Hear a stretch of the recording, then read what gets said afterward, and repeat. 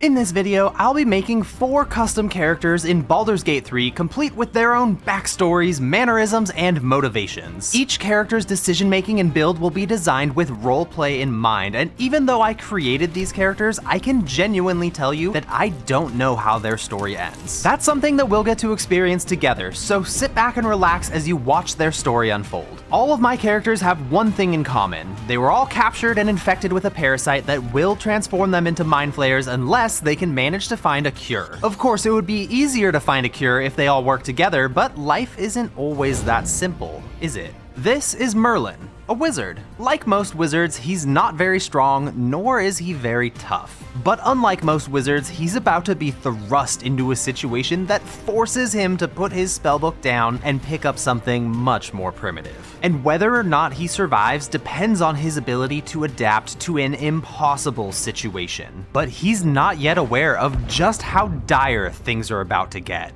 He survived the Nautiloid's crash landing and woke up on the beach, and he decided to look for some other survivors as he doubts he'll stand much of a chance on his own. Merlin is especially frail, even for a wizard's standards, with only 5 health. So when he found these intellect devourers, he decided to work his way around them, using Enhanced Leap to jump up the cliffside. When he got to the top, he saw off in the distance there was a portal, and as a wizard, he can't resist. He's got to check that out. The portal was extremely unstable, and it had Merlin's attention. Even more so when a hand burst out of it. Merlin whispered to the weave in order to calm the portal, and he successfully pulled Gale free of the portal, and he's very happy to be meeting another wizard. Gale and Merlin talked about what to do next, and they both decided it would be a good idea to look for other survivors. After all, these are just 2 wizards, it'd be great if they could find a couple of meat shields to hide behind. I mean, support with magic. Magically support a couple of meat shields. Gale decided that he would go search down in the Nautiloid wreckage and see if he could find any survivors down that direction, and Merlin decided he would keep searching up on the top of the cliff and see if maybe there's anybody up here. There's a dock down on the beach, and they decided that after searching, they would both meet here in 1 hour. Merlin found a couple of people, and so he decided to walk up and see if maybe they would join him. Stop!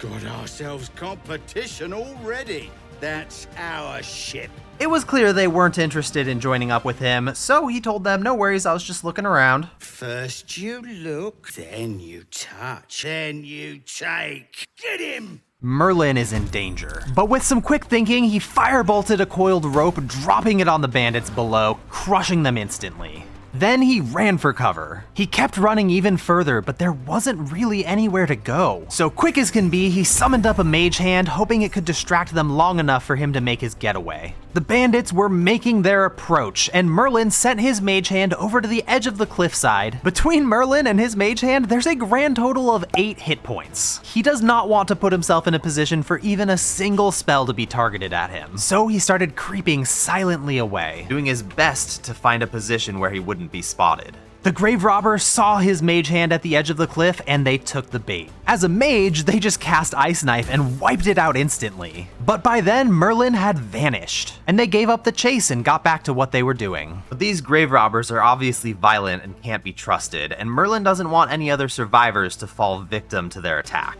So he crept back in, and he set up a little surprise for them.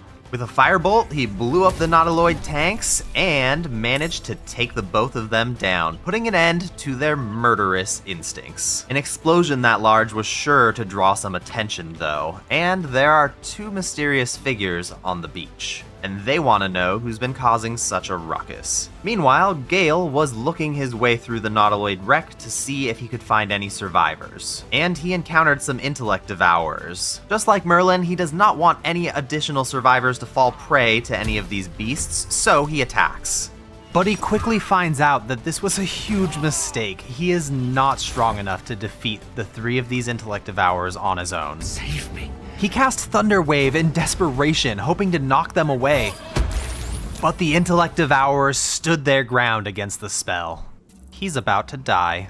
Gale is pretty lucky that Thunderwave is so loud because those two mysterious figures on the beach, they heard it and came running onto the battlefield. They instantly changed the course of this battle with extremely powerful attacks. So Gale ran for cover and took a moment to catch his breath. However, Gale's out here looking for allies and he does not want to appear helpless. He popped back out and firebolted the Intellect Devourer, showing off that he can be a valuable ally in a fight, or so he thought. But he could not have known how much of an error this single firebolt was. The barbarians finished off the Intellect Devourer, with one of them picking its corpse up and smashing it on the ground in a very terrifying display. The other barbarian turned to Gale and said, "Hey lad, let's have a chat." And Gale, on the brink of death, didn't dare refuse. As luck would have it, that barbarian took Gale to the very meeting spot that he was going to find Merlin at later. Only Gale wasn't the lucky one to have been brought here. It's Merlin who was lucky. Having searched around, Merlin didn't find anybody to join his party, so he decided to make his way back towards the dock. And he saw that Gale seemed to have better luck than him, finding two people, except something wasn't quite right.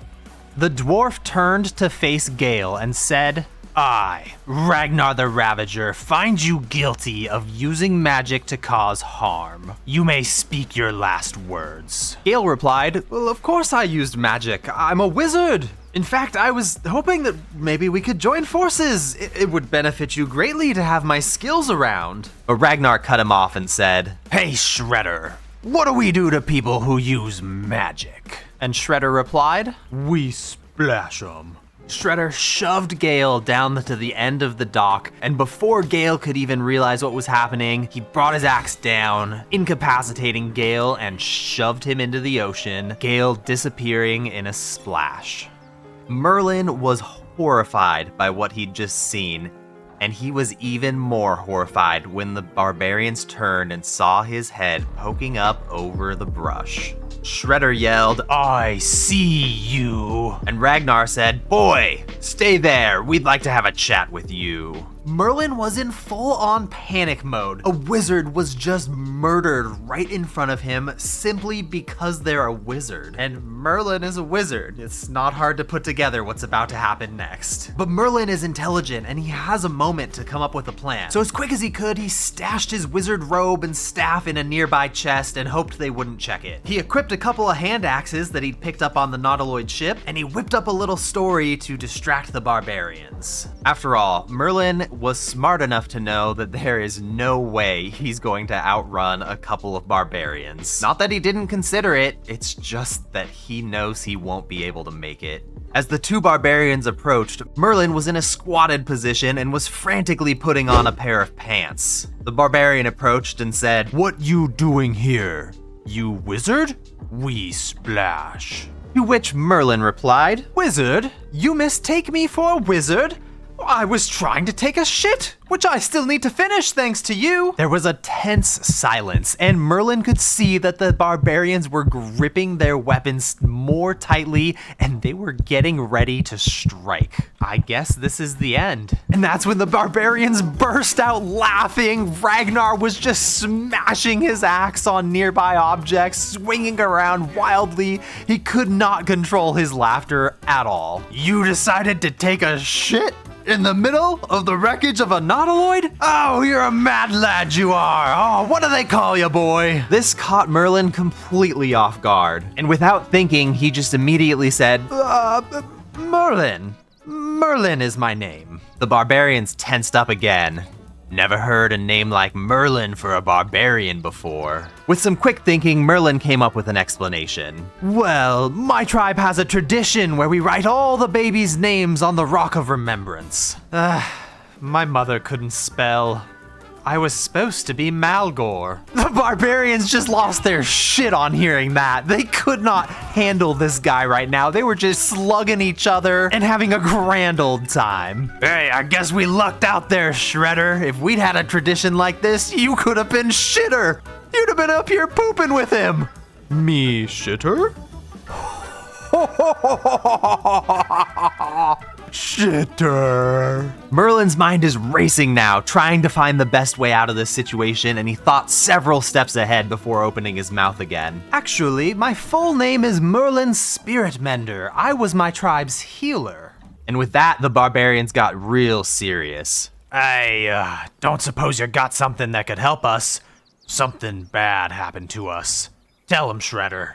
Tentacle bug in my eye. So, it would seem that these barbarians are infected as well. But unfortunately, Merlin has no way to help them. He can't even help himself. But after seeing what happened to Gale, Merlin fears what could happen to him if he disappoints these barbarians. So, he does the most logical thing he can, and he lies. While it's true that he is infected, he tells them that he believes that he can find the right plants to grind up a natural remedy and cure all 3 of them. 3?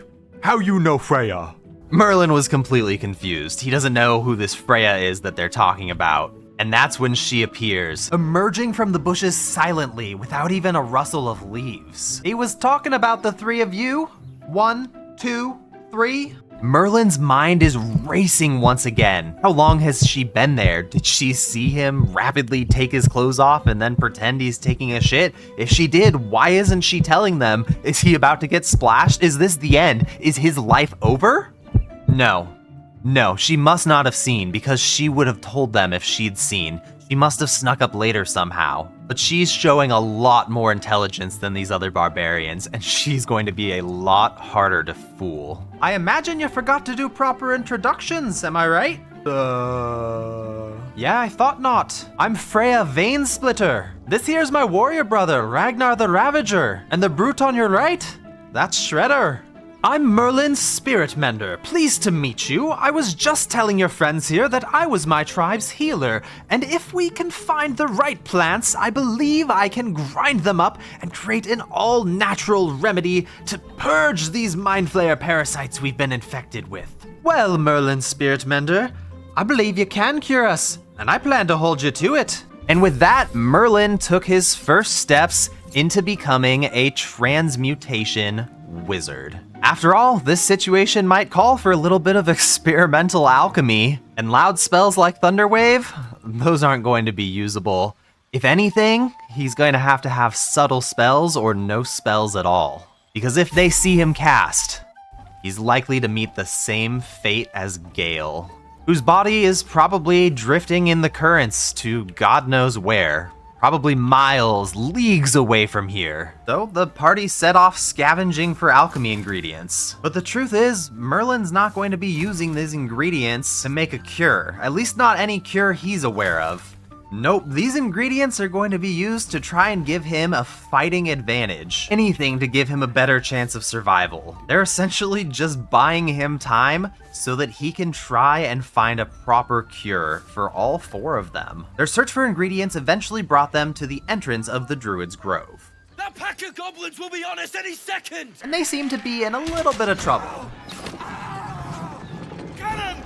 No! Seeing the barbarians in combat was equal parts inspiring and terrifying for Merlin. He's found himself some very powerful allies, but he is not impressive himself, though he had enough damage to take down one goblin. During the battle, Freya saw a goblin use Ray of Sickness, and she immediately pointed him out to Ragnar and Shredder. Ragnar wasted no time in rushing towards the goblin, with Shredder charging in as well. They'd made it their first priority to target this magic user, and they didn't change their focus until the goblin was taken down. Unfortunately for him, one of the Grove's fighters used a spell and even did damage to Shredder with it. And that's not something that they'll be able to overlook. Although interestingly, Freya was still focused on defending her allies against the biggest threat, rather than just blindly going after the magic user. Poor Merlin, who's never used a weapon in his life, was just not having a good time with it. But there's even more evidence right in front of him, telling him exactly why he shouldn't cast a single spell. Will ended up falling to a goblin archer's arrow. And with no more magic users to focus on, the barbarians turned their eyes back to the rest of the battlefield. Merlin's first battle is going poorly, and he got dropped. But the Grove defenders threw a healing potion at him and got him back on his feet. The rest of the battle was wrapped up quickly, with the barbarians focusing enemies down with devastating attacks.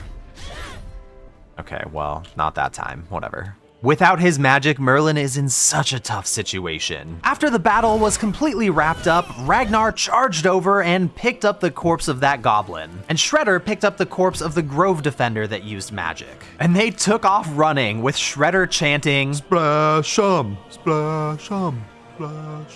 Now, they don't throw every single magic user's corpse into the ocean, but they're still fired up from the last splash 'em, and the ocean is so close by, they couldn't resist. And this gave Merlin a chance to talk one-on-one with Freya because she stayed behind, seemingly uninterested in the splash 'em. So he said to her, "I noticed you're not participating in this afternoon's splash 'em. Do you not share their enthusiasm for killing wizards? After all, I noticed you didn't try to kill the Grove's magic user, even after he damaged Shredder with a spell. I thought it best not to slaughter one of the Grove's own right in front of them. Shredder's not too bright, and in the heat of battle, it excuses his swing. Still, 'tis a stroke of luck that a goblin dealt the final blow, wouldn't you say? I see, so you don't hate magic the same as the others?" But Freya cut him off. "Oh, I hate magic, probably most of all, but with these wrigglers behind our eyes, I have enough sense in me to not add to the list of things that might kill us. You understand?" "Oh, right, yes, of course, but I'm almost afraid to ask. Are Ragnar and Shredder here to kill them all?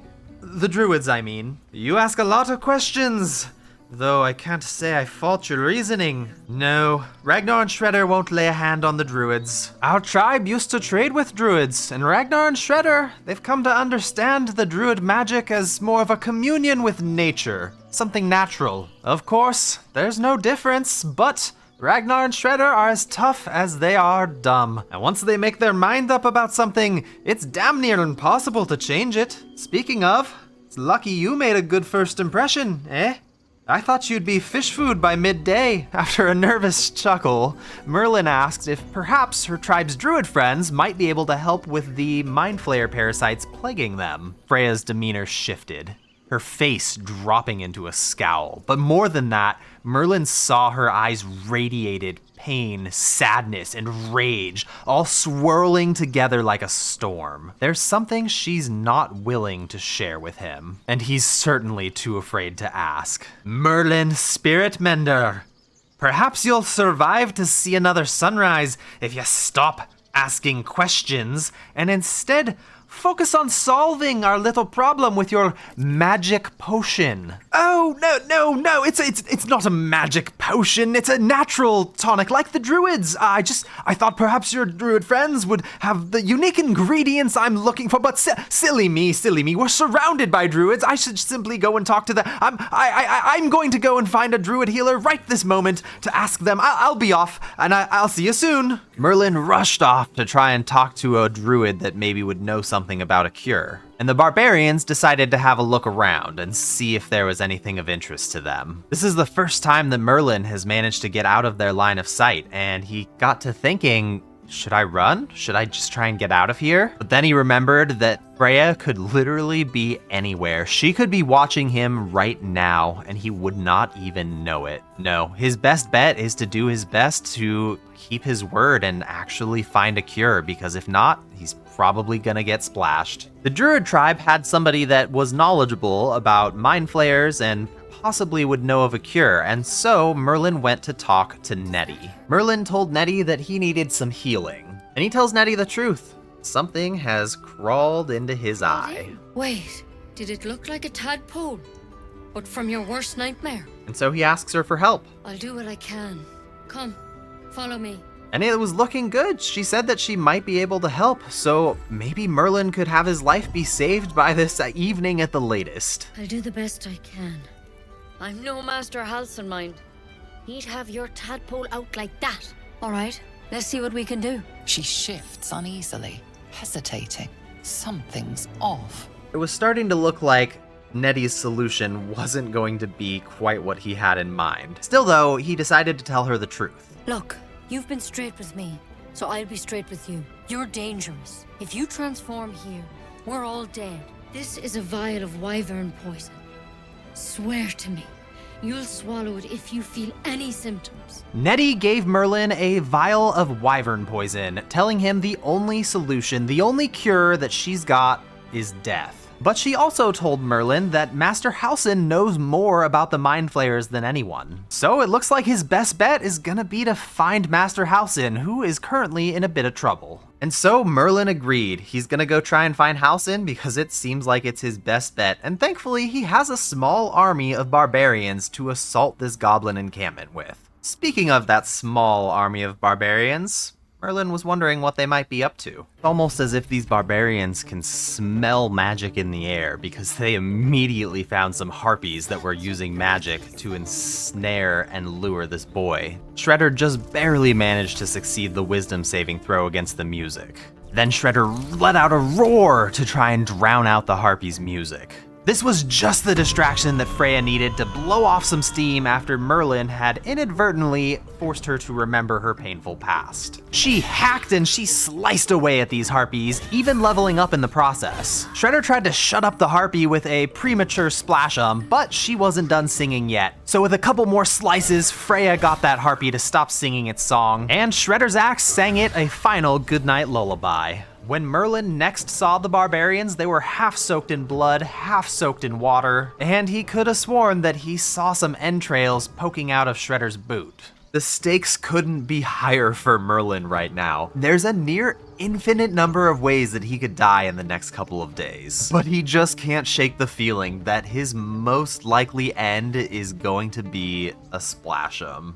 Back on the road, Merlin got the barbarians up to speed on what the plan is. They need to find a druid named Halsin, who is probably been captured by some goblins. Halsin might know the right herbs that they're going to need to cure these Mind Flayer parasites. So it's up to the four of them to find Halsin and save him so that they can save themselves. On the road, Merlin noticed that the barbarians tended to have an interesting formation. Shredder was normally leading the charge, with Ragnar close behind. However, sometimes Shredder would just kind of get distracted and wander off to go do his own thing for a little while. But that didn't stop the party's progress because Ragnar the Ravager had no problem with taking the lead in Shredder's absence. Ragnar actually had quite a way with words and was a bit more charismatic than the average barbarian. So even without Shredder around, he could just talk his way out of things sometimes. Of course, if Shredder was around, they probably wouldn't be doing much talking, would they? Shredder had a knack for just kind of wandering into situations that were complex, and he doesn't have any tact in dealing with them. So Shredder is almost always getting himself and the others into trouble. He doesn't mean to do it, it just kind of happens. But he's pretty good at getting out of trouble too. His attacks are ferocious, although he's not very good at resisting spells, unfortunately. In fact, it's one of his greatest weaknesses. Despite that though, he is very hard to hit with attacks. And the last thing you want is to be cornered by Shredder, because he'll just beat the absolute shit out of you. He did remember their predicament though, looting as many herbs as possible. Freya was perhaps the most interesting to observe. Of course, that's assuming that Merlin could even manage to spot her. She was almost always hidden, completely veiled, and she was almost always ready to strike. You could find Freya hiding in the bushes, lurking in the shadows, creeping around on the rooftops. No matter what was going on, she was almost always in the perfect spot to be able to help the party get out of anything that could happen. Pretty much no matter what happened though, the barbarians were always ready to back each other's play. Even when Shredder did something that made no sense at all. What the hell are you doing? He knows that Freya and Ragnar are going to be right there to back him up. Whether or not it seems like a good idea, they're with him. The barbarians were ruthless in combat, and they each had their own style of fighting. Merlin has never seen somebody fight as ferociously as Shredder does. His combat style is completely savage. Freya, on the other hand, was extremely tactical, running in to inflict bleeding on her enemies before making an escape. A lot of the time, Merlin just tried to stay out of the way, which gave him some time to observe Ragnar. And watching Ragnar in combat was kind of just confusing. Ragnar gets hit by pretty much anything, but it never seems like it phases him one bit. And even watching Ragnar's exposed flesh take a hit, Merlin swears it didn't get more than 2/10 of an inch into his skin before stopping dead in its tracks. Even while raging, Freya keeps her head on straight and has multiple different styles of combat she can cycle between. But when Freya takes a hit, you can tell it impacts her quite a bit more than the other two. And they'll often rush in to try and get in between her and her enemy, and sometimes even shove her to safety to make sure that she's not in danger. Still, even when she's hurt, she doesn't let her teammates fight without her. And Merlin realized that he was going to need to participate in these fights or else he would not be a real member of the squad. So he charged in to show them what he can do. Oh no, it turns out he can do very little. It looks like it's his first time gripping these weapons in his entire life, and the barbarians are noticing this. His swings are as weak as a youngling from their tribe, which makes sense considering his body is nowhere near as bulky and built as the barbarians. He also can barely take a hit, almost dying with any light nick or hammer or pound. With their enemy on the brink, it was up to Merlin to show what he can do.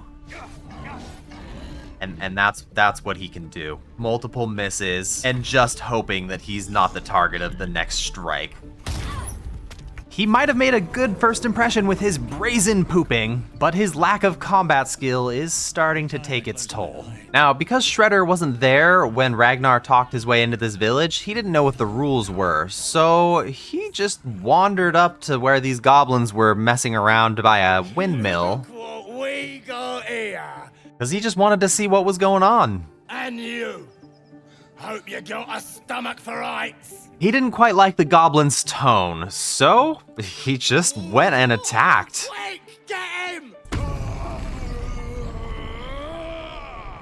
Freya was in the perfect position to take away the high ground from the goblins, as well as take a shot with her bow before dipping back into cover. Ragnar's always a little slow to react. He's just not the quickest, but once he does get to take his turn, you know he'll be up there in the front lines fighting with Shredder. Until then though, Shredder fights in any way he sees fit. He has no problem throwing enemies at each other. And Merlin, he tried to find a nice edge of the battlefield that maybe he could participate in without dying immediately. Merlin almost died immediately to the first smoke powder bomb thrown his way, leaving him with just 5 hit points. The barbarians were noticing more and more that Merlin just is not very good at this. In fact, it was a wonder he was landing any strikes at all considering how unfamiliar he looked with his weaponry. Freya is a blur in combat, and enemies just cannot keep up with her. They're just not able to make opportunity attacks when she goes and lands a hit and run. Shredder's combat style is so savage, he doesn't even have a problem throwing his own weapon away in the middle of a fight if he can't reach an enemy. He'll throw down with his fists if he has to, or just pick up a weapon off a nearby enemy and start using that instead. Shredder really doesn't care what he has to do. He'll just make it work. Launching things out of his inventory, launching things from the battlefield, doesn't matter. Freya can run into a battlefield, hit multiple people, bleed them all, make them sluggardly so they can't fight back while she runs away. While Shredder was beating a warg to death with a goblin corpse, Merlin was trying to take cover in the windmill. Something interesting happened when a goblin chased Merlin into the windmill. Ragnar remembers thinking, that kid's dead. The barbarians had their hands full and couldn't help Merlin. But after about 15 or 20, maybe 25 seconds, Merlin stepped out with no new battle wounds and no urgency, which means he must have defeated the goblin. Ragnar was curious, as nothing about this made sense, so he headed over to investigate. The scene of the kill was confusing, as there was some blood, but not nearly a fatal amount. Ragnar demanded that Merlin tell him what had happened. Now the truth of what happened is simple. Merlin cast sleep on the goblin so he could hack at it again and again with his offhand axe. But it was taking so long that he decided to finish it off with a magic missile. Obviously, he can't say that, so instead, Merlin replied, "A spirit mender never reveals his tricks except to another spirit mender."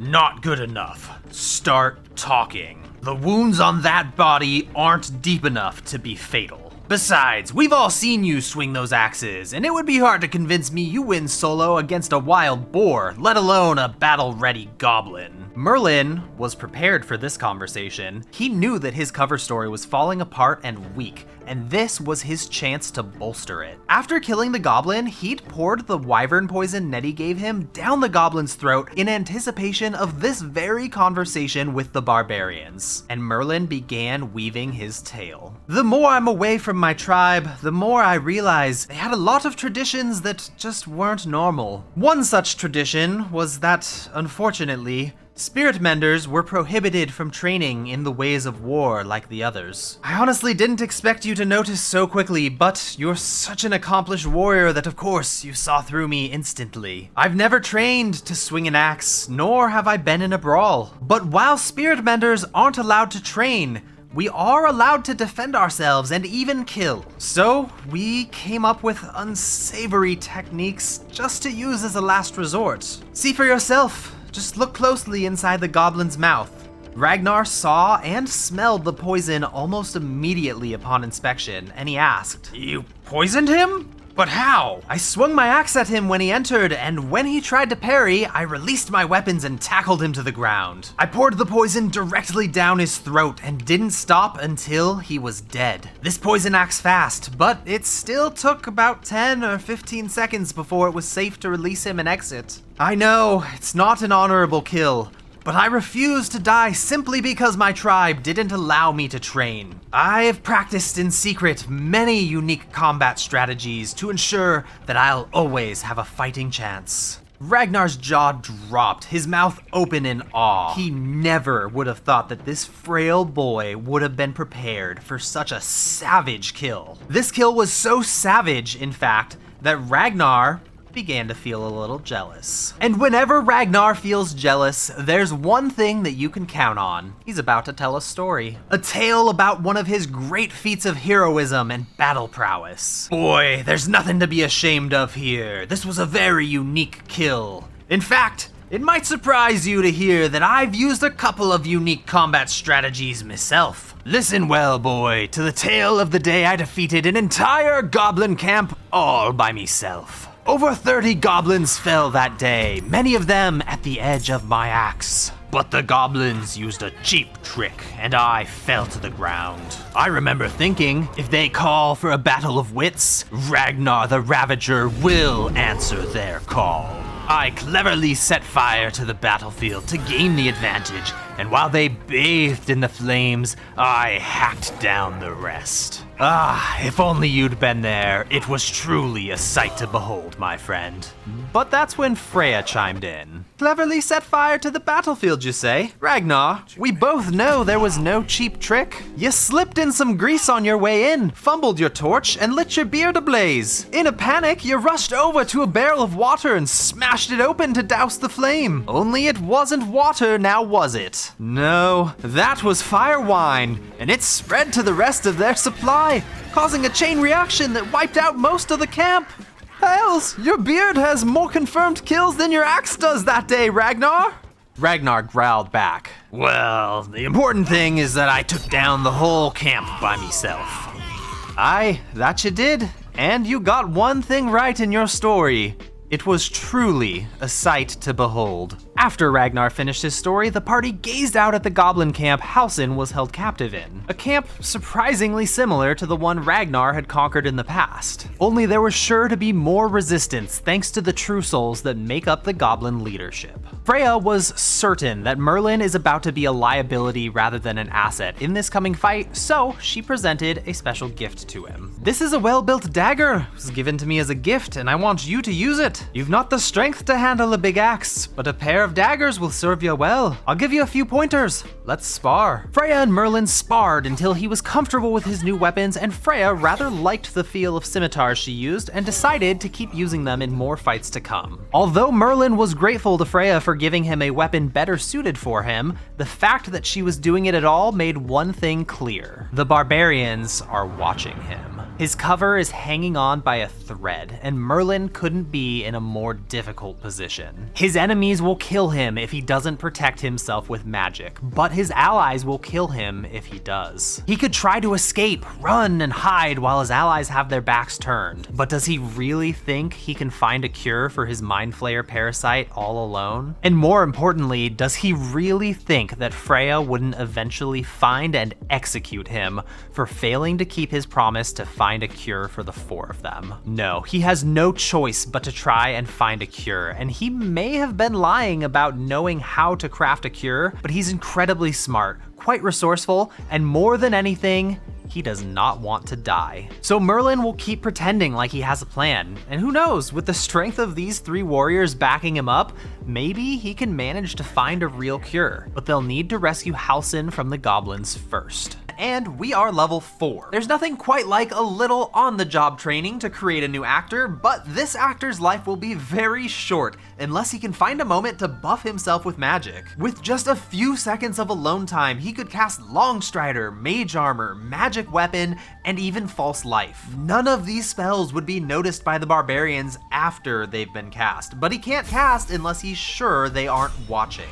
Merlin was not prepared for the bloodbath that was waiting for the party inside the goblin camp, but the barbarians were. Shredder yeeted a goblin off the 2nd floor, while Freya snuck up and lacerated one on the other side. With the high ground taken care of, it was going to be easy from here on out. Merlin couldn't even keep up with how fast they had gotten into battle, and he tried to find a safe place to stand so that he could maybe rush in later. When an enemy is bleeding, they have disadvantage on Constitution saving throws, and that's precisely why Freya likes to use a hunter's dagger in her offhand. It's perfect for her hit and run combat style, because if her enemies decide to chase her, it's gonna hurt. All thanks to the ruptured status effect, which deals damage to them anytime they try to move. The goblins played a drum to call for reinforcements, but the only thing that changes, really, is how much blood will drench the floor about a minute from now. With his new daggers, Merlin is looking far more competent in battle, though it's still clear he has a long way to go if he wants to measure up to any one of the barbarians. As the fight raged, a goblin fired an arrow at Merlin that spread magical darkness all around him, and Merlin recognized this effect, knowing that the darkness is completely shrouding him from anyone peering in. This is his moment to cast a spell. He immediately cast Mage Armor to crank his armor class from 13 to 16, and never in his life has he felt so scared to cast a spell. He stayed in place hoping that maybe he'd get to cast even one more spell. After all, the barbarians truly had their hands full, and this was his best chance to defend himself.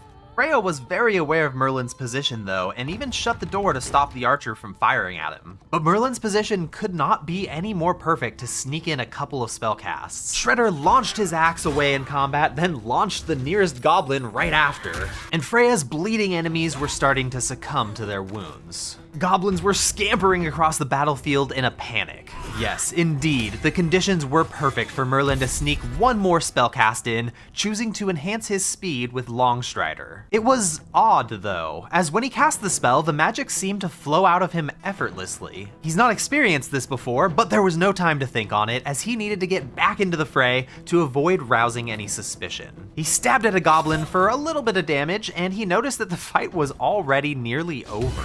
He only managed to cast 2 spells, but he's both faster and more resilient now. His chances of surviving the day have increased dramatically. And for Merlin, that's a pretty big win.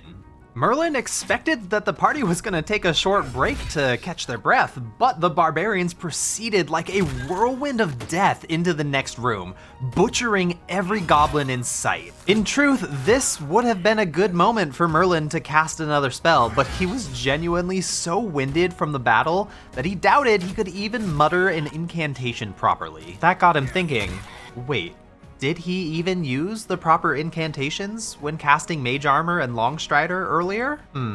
When the barbarians finished up in the next room, Merlin caught up, still a bit winded. Freya said, "Don't have the endurance for a very long session, do you, boy?" "Well, no, I don't think I do." Freya told Merlin to follow her quietly, and she's going to teach him how to battle with an evasive style that should be better suited for Merlin's delicate constitution. He's still gonna need to work on that endurance though.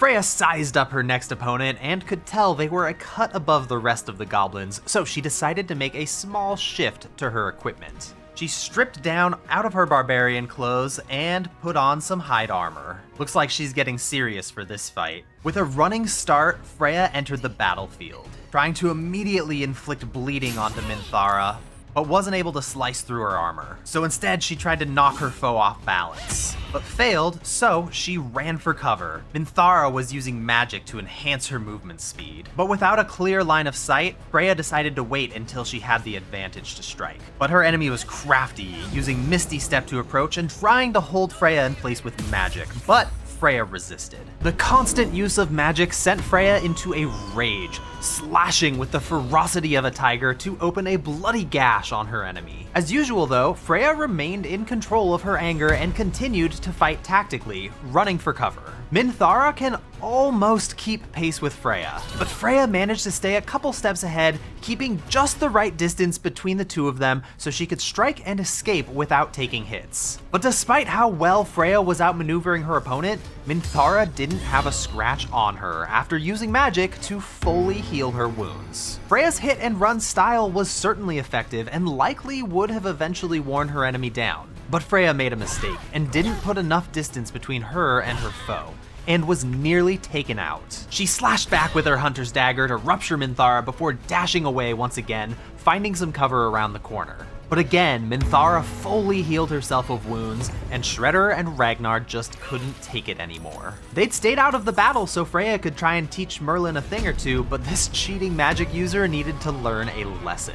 They rushed into the battle, and Freya could clearly see that her one-on-one fight was over, as Minthara had turned her focus towards Shredder and Ragnar. I mean, honestly, with a roar like that, how could you possibly ignore them? Freya climbed up to Merlin and fired an arrow at Minthara before telling Merlin that it's his time to try using a bow. She gave him a goblin shortbow and told him to fire it off. So as the battle raged on, Merlin prepared to fire, and his first shot, it whizzed right past Ragnar's cheek, narrowly missing. Not an unexpected result, but still a touch disappointing to Freya. Shredder ended Minthara's life, putting an end to her irritating healing magic, and Freya told Merlin that she'll be taking that bow back now, at least until they can get him more practice so he doesn't accidentally take out Ragnar's eye next time. Merlin found a Mind Flayer parasite on Minthara's corpse, and he could open his mind to this tadpole to absorb its power. But with the barbarians here, it didn't seem like a good idea to try, so he kept his mind closed to the tadpole's influence. While they wiped out the last of the Goblin Camp's leadership, Merlin noticed just how alive the barbarians looked when in battle. And to his surprise, he was starting to understand. There was a terrifying excitement in battle that felt like it was awakening him in a way he just couldn't quite explain. The more he suppressed his urge to cast spells, the more it felt like magic was surging within him, multiplying and changing. It yearned to join him in battle, and it was starting to make this craving known. Merlin landed the killing blow on the final goblin while the barbarians watched, impressed with how much he'd improved in such a short time. The barbarians plundered some equipment from the goblin's treasure hoard. Notably, Ragnar equipped some boots that made him feel faster, and he didn't really understand why. I guess they just have good arch support or something? Regardless, he likes the idea of being able to better keep up with his friends in battle, so he's keeping the boots. The party's last stop in the goblin camp would be the prison. It's been a long, exhausting day, but the party rallied the last of their strength to butcher the goblins in the prison. A few children made a run for it, and Merlin stood aside and let them escape. Freya, on the other hand, chased after them, disappearing through the door. As the battle raged, a cave bear in a cell broke free, crushing a goblin, and as the party was here looking for a druid, they correctly assumed this bear to be Halsin. Soon after, their assumptions were confirmed when it joined them in battle, and once all of the goblins were slain, the bear transformed to a man and introduced himself. I am the druid Halsin. Merlin cut to the chase, explaining that Nettie said that Halsin could remove the parasite in his head, and after examining Merlin, Halsin had bad news and good news. Someone is using very powerful magic to modify these tadpoles. I can't undo that magic, which means I can't cure you. But that doesn't mean I can't help. While Halsin can't remove the tadpoles, he does know where they come from, and that is where they'll find answers. A place called Moonrise Towers. Merlin invited Halsin to join the party, and he agreed, but won't be ready to leave until the next day as he has some business to tend to at the grove. Then he scampered off as a rat. Freya came back in to find that the battle was finished, and Merlin told her about Halsin and the new plan. Then she took him aside. She pulled out some gloves and gave them to Merlin. "I found these for ya. I saw one of those goblin children wearing them, so I went and collected them." Turns out these gloves are used for barbarian younglings to help them steady their bow while learning. Apparently the goblins use them too, and somehow they managed to fit just perfectly on Merlin, so he'll be able to use them as he improves with his bow. Merlin equipped his new gloves, as well as a goblin bow, and he found that he was much more accurate now. Freya told Merlin that they'd need to find a proper longbow so he can get a little bit more distance on his shots. Merlin also found a valuable alchemy ingredient in an interesting place, a warg's mouth. Turns out herbs aren't the only thing he'll be able to use for potions, and he told all the barbarians to be on the lookout for more than just herbs. They don't really know what kind of stuff he means, but they don't mind hacking some pieces off of their kills to throw stuff at Merlin. Merlin had enough warg fangs for a potion, but not enough salt, meaning they'd need to find more mugwort or rogue's morsel. But it won't be long now until he's finally able to start crafting some elixirs. As the party was making their way back towards the Druid Grove, Merlin noticed the sign on this building, and it seemed worth a look around. His instincts were spot on. This place is chock full of all kinds of different alchemy ingredients. Even better, there's a hatch leading down into a basement that just has barrels full of all sorts of different things, giving him a huge jumpstart towards being able to brew his own potions. Merlin checked out a couple of different crates, but didn't see anything of interest, so he was all wrapped up down here. The barbarians weren't interested in looking through all of the different barrels and trying to find different alchemy ingredients. After all, it only takes one person to look through a bunch of barrels. Seeing what these ogres were up to was much more the barbarians' speed. As they approached the ogres, Shredder got distracted by this game on the ground, trying to figure out how it worked. So Ragnar took the lead and started a conversation with them.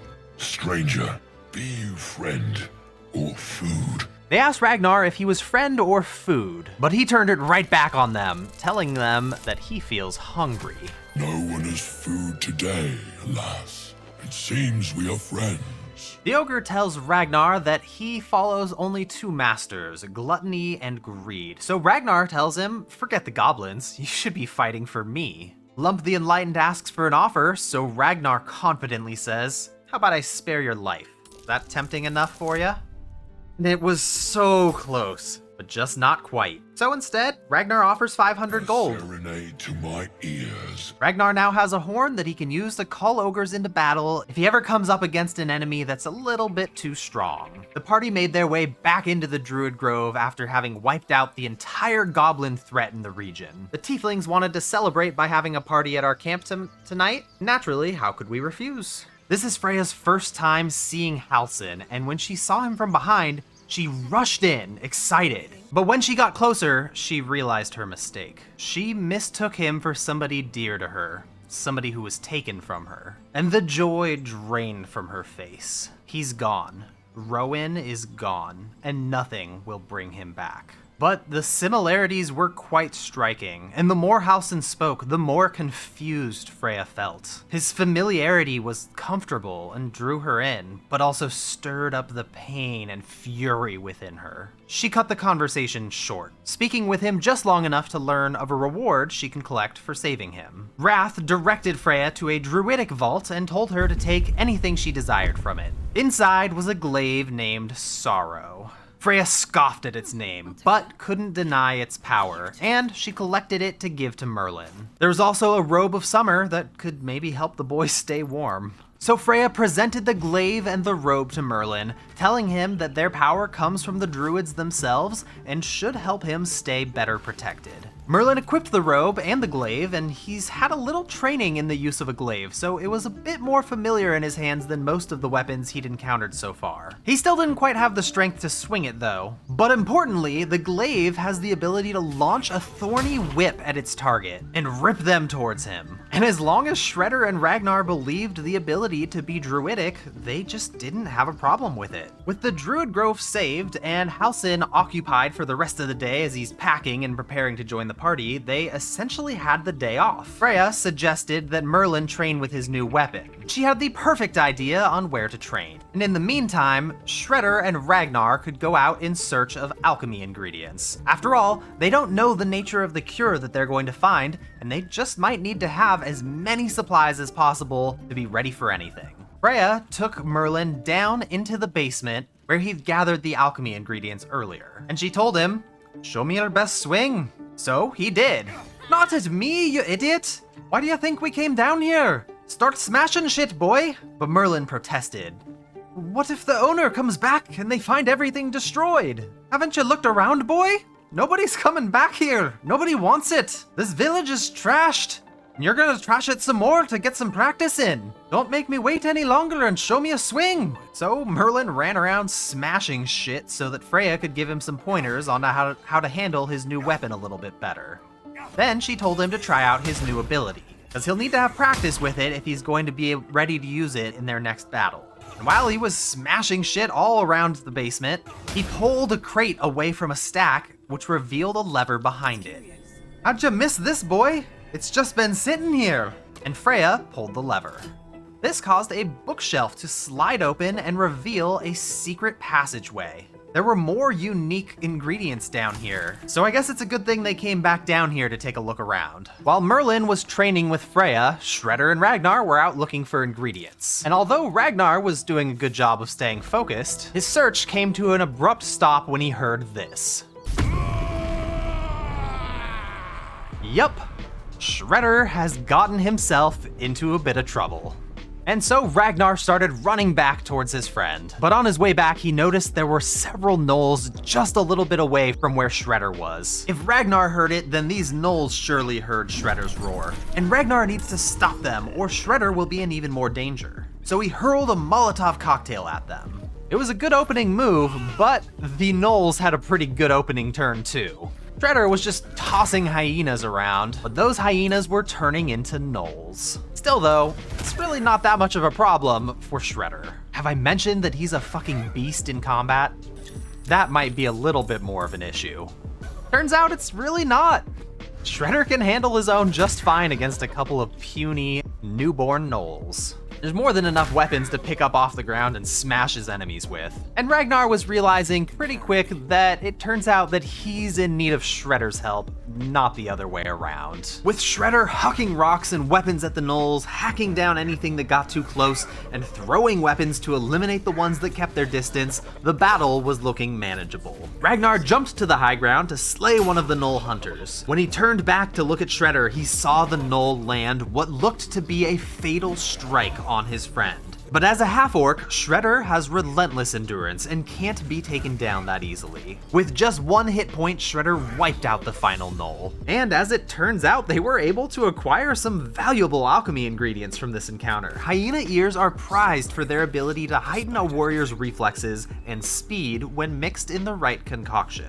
They didn't know that though, they were just collecting various body parts to toss at Merlin later, which included a lot of ears and a couple of intestines. With Ragnar and Shredder on their way back to Merlin, packs full of bloody body parts, Merlin was continuing to practice with his whip and used it to smash open a casket. To his surprise, there was an undead lurking within, and it attacked. Freya was nearby, collecting some alchemy ingredients, and she turned to see Merlin in a bit of trouble, but she held off on rushing to his aid. She wanted to see how he handled the undead after all their training, and with a single attacker, it seemed safe enough. In a panic, Merlin lashed out with his whip, but completely missed, so he charged in to slash with his glaive.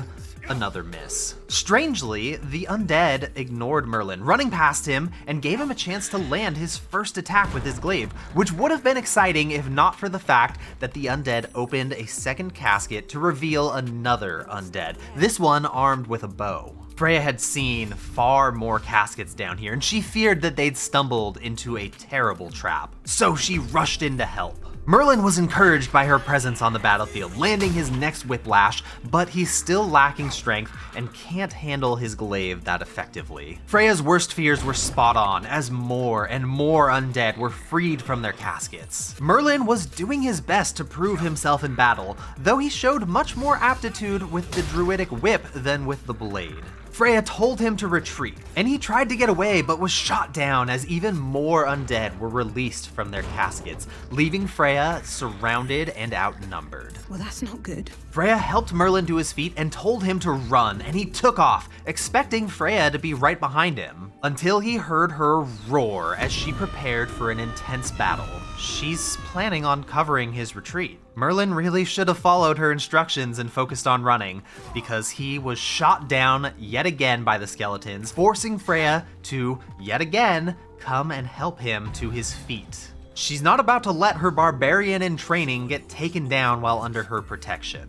Merlin knew that he was just holding her back, and this time he ran faster than he ever had before, and managed to get clear of the battlefield, leaving Freya in a brutally difficult 7-on-1 battle. Despite Freya being outnumbered, she eviscerated her enemies, hacking them down one after another. But in the heat of battle, one of them slipped past her and was hunting Merlin. Backed into a corner, he had no choice but to blast it with magic, but the damage wasn't enough. So he tried to take cover behind a pillar and a folding screen. Okay, that shot was bullshit. Freya heard Merlin cry out in pain and charged towards him to see the skeleton trying to silence his cries for good. But she'd made it in time, hacking the bones to pieces before stabilizing Merlin. Am I gonna have to babysit ya in every battle? I'm sorry. I thought I was a goner. It's alright. I won't let you die during a training session. But you'd best learn to handle yourself better than this. I cannot protect you in a real fight. And she walked away. Merlin felt weak and helpless, and in that moment did something that he shouldn't have. He pulled out the Mind Flayer parasite they'd found on Minthara, and he opened his mind to it, allowing it to enhance his abilities. Then he rushed off to catch up with Freya. There was only one unopened casket, which Merlin very carefully peeked into. No undead here, but there was a scroll that he managed to tuck away into his backpack without Freya seeing. He would sure love to study this scroll later if possible. Shredder and Ragnar returned and found Merlin. And boy, it really looked like Freya had put him through an ordeal today. We found a few things that'll interest ya. Hand 'em over, Shredder, just like we talked about. Shredder chanted, "Ear, ear, ear, ear, blood rope!" as he threw the intestines and knoll ears at Merlin. Despite how disgusted Merlin would have been by this just a few days ago, he was instead touched that Ragnar and Shredder were treating him as one of their own. He thanked them for the ingredients and told Shredder that he's got a surprise for him. Merlin had found a magic mirror and could think of no one better suited for smashing it to bits than Shredder. Shredder looked good while smashing. Behind the mirror was another secret room, and this was the type of area Merlin wished he'd discovered on his own. Too bad he didn't manage to find it without Freya's help. Although odds are he would have died without Freya protecting him from the undead and even more traps behind the mirror. Freya tried to destroy a powerful necromancy tome with her bow, but when it shrugged her attack off, she declared that its dark magic was too powerful and nobody should touch or even approach it. There were other powerful items down here, but Merlin had to leave it all behind, as each of the barbarians were on high alert. The best he could do was collect a couple of herbs, and he was forced to leave the rest. After a very challenging day off, there was just one thing standing between Merlin and his bedroll. A giant fucking party at his camp with the tieflings and Halsin. Yeah, he won't be trying his hand at alchemy tonight, and he likely won't get to sleep until late, so there won't be any morning alchemy either. It'll just have to wait for another day. During the party, Merlin noticed that Freya was having a good time speaking to Halsin. He only heard a little of their conversation. You strike me as extremely resourceful. But it sounded like they were taking note of each other's strengths so that Halsin would be ready to find a place in the party. Most excellent. In the morning, Halsin addressed the party to plan their next move, and he recommended they get to Moonrise Towers through the Underdark, which can be accessed somewhere in the goblin camp they'd saved him from. That morning, the entire party had woken up stronger than ever, with the barbarians gaining access to an additional attack each turn. But Merlin was in for a surprise. His relationship with magic has always been more academic than anything else. He learned the right incantations and hand motions required to cast spells as a wizard. But something has changed. When he woke up that morning, magic was pressing against every cell in his body, threatening to burst out. If not for all his training as a wizard, it probably would have. He no longer needs to request magic obey him as a wizard. He can command its obedience as a sorcerer. But with no time to explore his new abilities, he lacks precision and has no clue what will happen if he loses his hold on this new power. Excitement, terror, fear, and intrigue all swirled within him. And he has no choice but to keep it all bottled up tightly, hoping it won't burst free. Revisiting the goblin camp, the party quickly found their way to the Underdark, with Merlin figuring out how to open the final door by solving a puzzle. It was a very, very long climb down into the Underdark. This didn't bother the barbarians much, but it was quite trying for Merlin. He's dealing with a magic user's version of severe constipation right now, with wild magic trying to burst free. And on top of that, it was simply a long climb, and he's still sore and tired from the previous day's trials. He plopped his ass down on a bench and had no desire to move anytime soon. The barbarians could see Merlin sweating, his legs shaking, breathing heavily, and decided to let him take a rest while they had a look around. What they saw filled them with nervous wonder. They'd been in caves before, but never anything like this. Most of what they were seeing was new and exciting, and Shredder was the first to venture forward, discovering a plant that exploded when he approached. He saw another torch stalk nearby and called out to Ragnar, "Boom plant, you first." Ragnar walked forward to examine the plant, only this one packed more of a punch than the first one Shredder had seen, damaging and sending the both of them flying. Big boom plant. And in his laughter, Shredder swung his axe about and brought it down on a nearby statue. He couldn't have known what this would awaken. There were more statues nearby, and while Shredder looked at them, a spectator began its ambush. Today, Shredder learned that the Underdark is not a good place for horseplay. The spectator used one of its eye rays to unpetrify a statue, releasing a charmed drow that blinded Ragnar and Shredder with magical darkness. Even worse, its many eyes had spotted Freya lurking on the cliffside above, just as surprised as the other two. The spectator flew to Freya, blasted her with one eye ray, and petrified her with another before chomping down on her. She was taken out before she even managed to make a move. Merlin heard Freya scream, but for the first time, she was screaming out in pain, not rage. Outside the window, he could see the spectator and knew the situation was dire. If this beast can wipe out Freya that fast, Merlin won't stand a chance. He won't last a moment without a plan. He looked around the room and saw 3 oil barrels that he could use on the spectator if only there were more time to get them. Overwhelmed by stress and fear, he lost his hold on the wild magic within him. It surged, lifting the oil barrels and launching them towards the window. And with no time to question this, Merlin rushed forward to set up his trap and help Freya. Since Shredder and Ragnar are blinded, they didn't even know Freya was in danger, and they charged forward to face their enemy, only the spectator had vanished from where they'd seen it last. Instead, Shredder saw the caster that had blinded them with magic, and without enough movement to get there, he threw his own weapon. After taking a hit, the magic user stopped attacking Shredder, instead teleporting into position to cast Scorching Ray on the spectator. It seems they've gained an ally. Only Ragnar didn't see any of this happen, and he cut down the first thing he saw upon exiting the magical darkness. But let's be honest, they were always going to strike down this caster. It just might have been nice to work together against the larger threat first.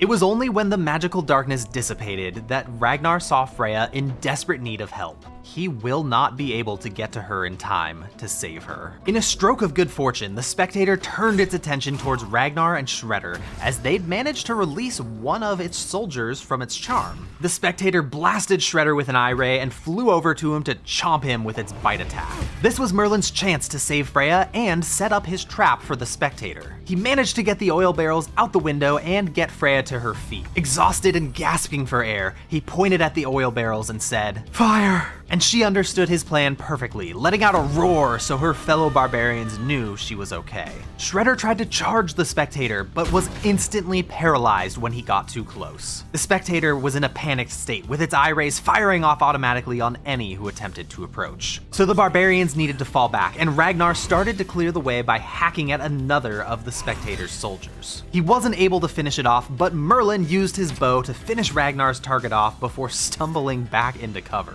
Shredder was chomped to the ground by the spectator, and Freya knew there wouldn't be much time to save him. She took a difficult shot at the spectator and hit, making it aware that she's back in the fight. Ragnar threw a healing potion at Shredder and shouted at him to regroup with Freya. So Shredder leapt in their direction and ran as fast as he could. With the barbarian's attention entirely fixated on the spectator, Merlin had a moment to cast just one spell, and he chose to summon a mage hand. He placed an alchemist's fire on the ground before heading back towards the window. The barbarians managed to regroup at the high ground, and Merlin fired arrow after arrow from the window, freeing the spectator's puppets from its charm and forcing the spectator to waste time taking them all down.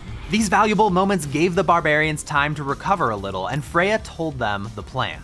The spectator flew into position, and Freya simply needs to shoot a fire arrow to light the explosives, except she was downed by a wounding ray. Shredder was frozen in fear, and Ragnar was the only one still in control. He could have thrown a Molotov cocktail to detonate the explosives, but then Freya might die. No, he chose to use his action to stabilize Freya. The spectator was in position, and this might be their only chance, but none of the barbarians could light the fuse. Merlin's mage hand threw its alchemist's fire, landing perfectly on the oil barrels to detonate them and deal massive damage to the spectator. Merlin immediately dismissed his summon to eliminate any evidence that it had ever existed. Despite being frozen in fear, Shredder launched weapons out of his pack, putting the spectator on the brink of death. Merlin charged the spectator from the window, only this was his first time looking at it face to face from so close, and he was immediately frozen in fear. He couldn't take another step closer, but he still shot his bow at the spectator's eye. It dodged the shot and flew around behind Merlin, blasting him to the ground, and tried to end his life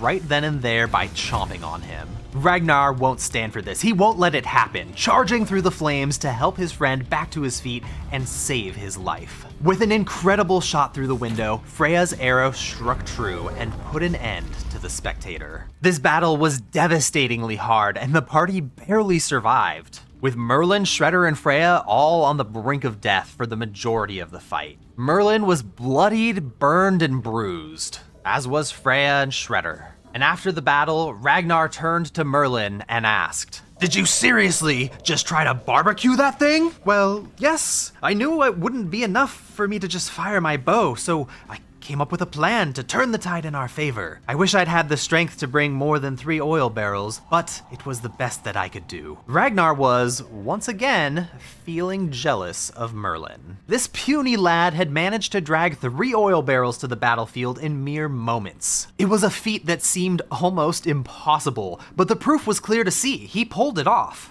So Ragnar said, "I can't blame ya. It's impressive you brought even 3 of those barrels over in time. After all, a spectator is a fast and fierce opponent. In fact, this reminds me of the time I took a spectator down, all by myself. I was in a dark cave, not unlike the one we're in now, but much smaller, and I was tasked with defeating an entire battalion of Dwergar. They surprised me with an ambush, and I was completely surrounded, but I fought back viciously.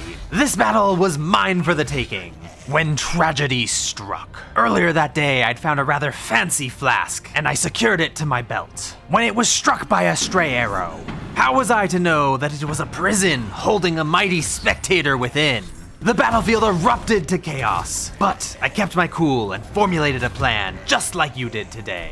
You see, I used the spectator to keep my enemies busy while I butchered them with my axe. And when the battlefield was devoid of life, save for the spectator and I, it tasted the edge of my blade as well. I had to hack it to pieces little by little because the edge of my axe was so dull after slaughtering so many. But then Freya chimed in. "Ragnar, I don't think you're remembering that day quite right. It wasn't an arrow that broke the flask. It's true you had it fixed to your waist, but then when you tried to throw a hand axe, you accidentally sliced your belt clean off. Your pants dropped to the floor and the spectator flask shattered. You tried to fix your belt, but it was completely destroyed and your clothes kept falling right off you. I've never seen you so angry before.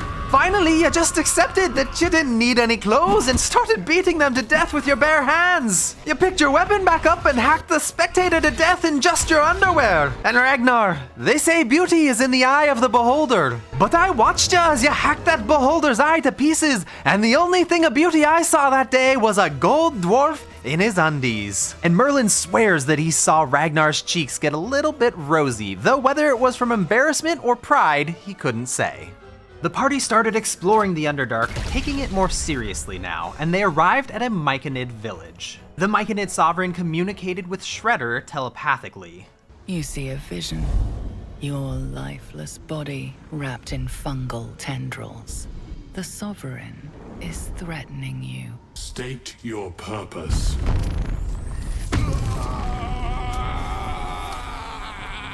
Descend to me. I don't know how that worked, but the party is now welcome in the myconid village. Freya suggested they split up to look around, with Ragnar and Shredder finding a gold dwarf named Dareth. She's down here looking for rare plants, and she said that her husband Balin should have been back by now. She promised a small prize to whoever brought him back, and Ragnar felt some kinship with a fellow gold dwarf, and since it involved alchemy ingredients and a prize, it seemed like a win-win situation to go and look for Balin.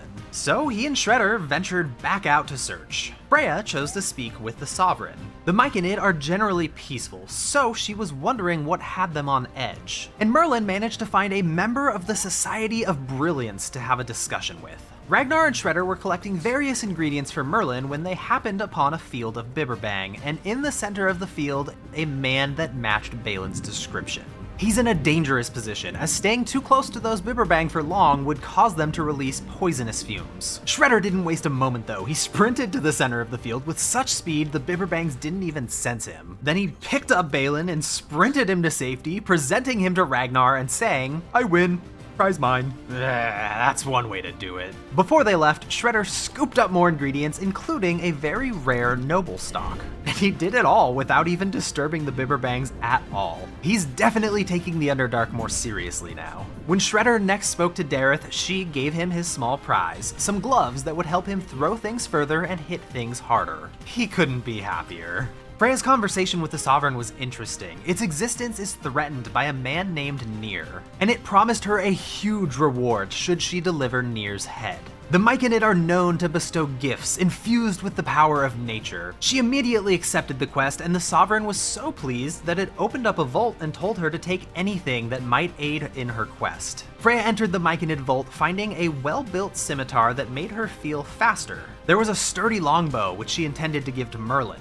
Ragnar found a halberd that can amplify his defense when he deals damage. With each hit, it threads his skin with protective roots that eventually burst out, dealing damage to all nearby enemies. And the party doesn't generally give good weapons to Shredder because he just kind of ends up throwing them away and losing them. But since it's here, they might as well. Shredder equipped the Foe Breaker Maul, and I guess we'll see how long he manages to hold on to it. There was also a corpse in the vault, and on the corpse, a book. This book spoke of a great forge capable of forging adamantine. Freya would love to get her hands on an adamantine scimitar, and it might be a good idea to stuff Merlin into some adamantine armor for his own protection.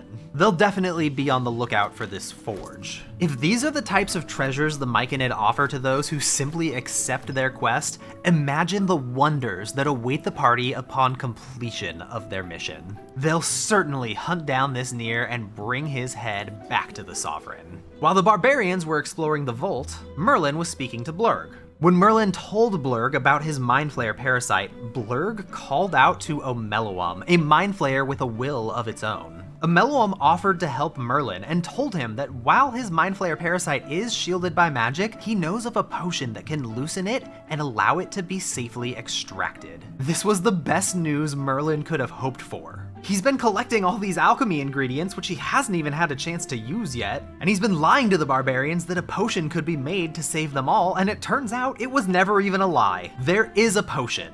Sadly, he has neither of the necessary ingredients. He'll need Tongue of Madness and Timisk spores. And an even bigger problem is that he has no doubt that the barbarians will butcher this illithid the instant they see it. There is no way a Meloam will have a chance to explain himself. But that's a problem for another day.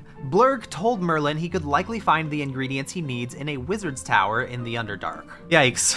Merlin's objective is clear, and very complicated. He needs to lead the barbarians out the back door of the myconid village so they don't see Omeloam, convince them to assault the wizard tower, collect the necessary ingredients, come back to the myconid village and let Omeloam cure him without the barbarians seeing, then somehow manage to convince them all to allow Mindflayer to do the same thing to them. Oh, might be easier to just try and put them to sleep and have the operation completed before they wake up. Or maybe he could find a way to disguise Omeloam? Ugh.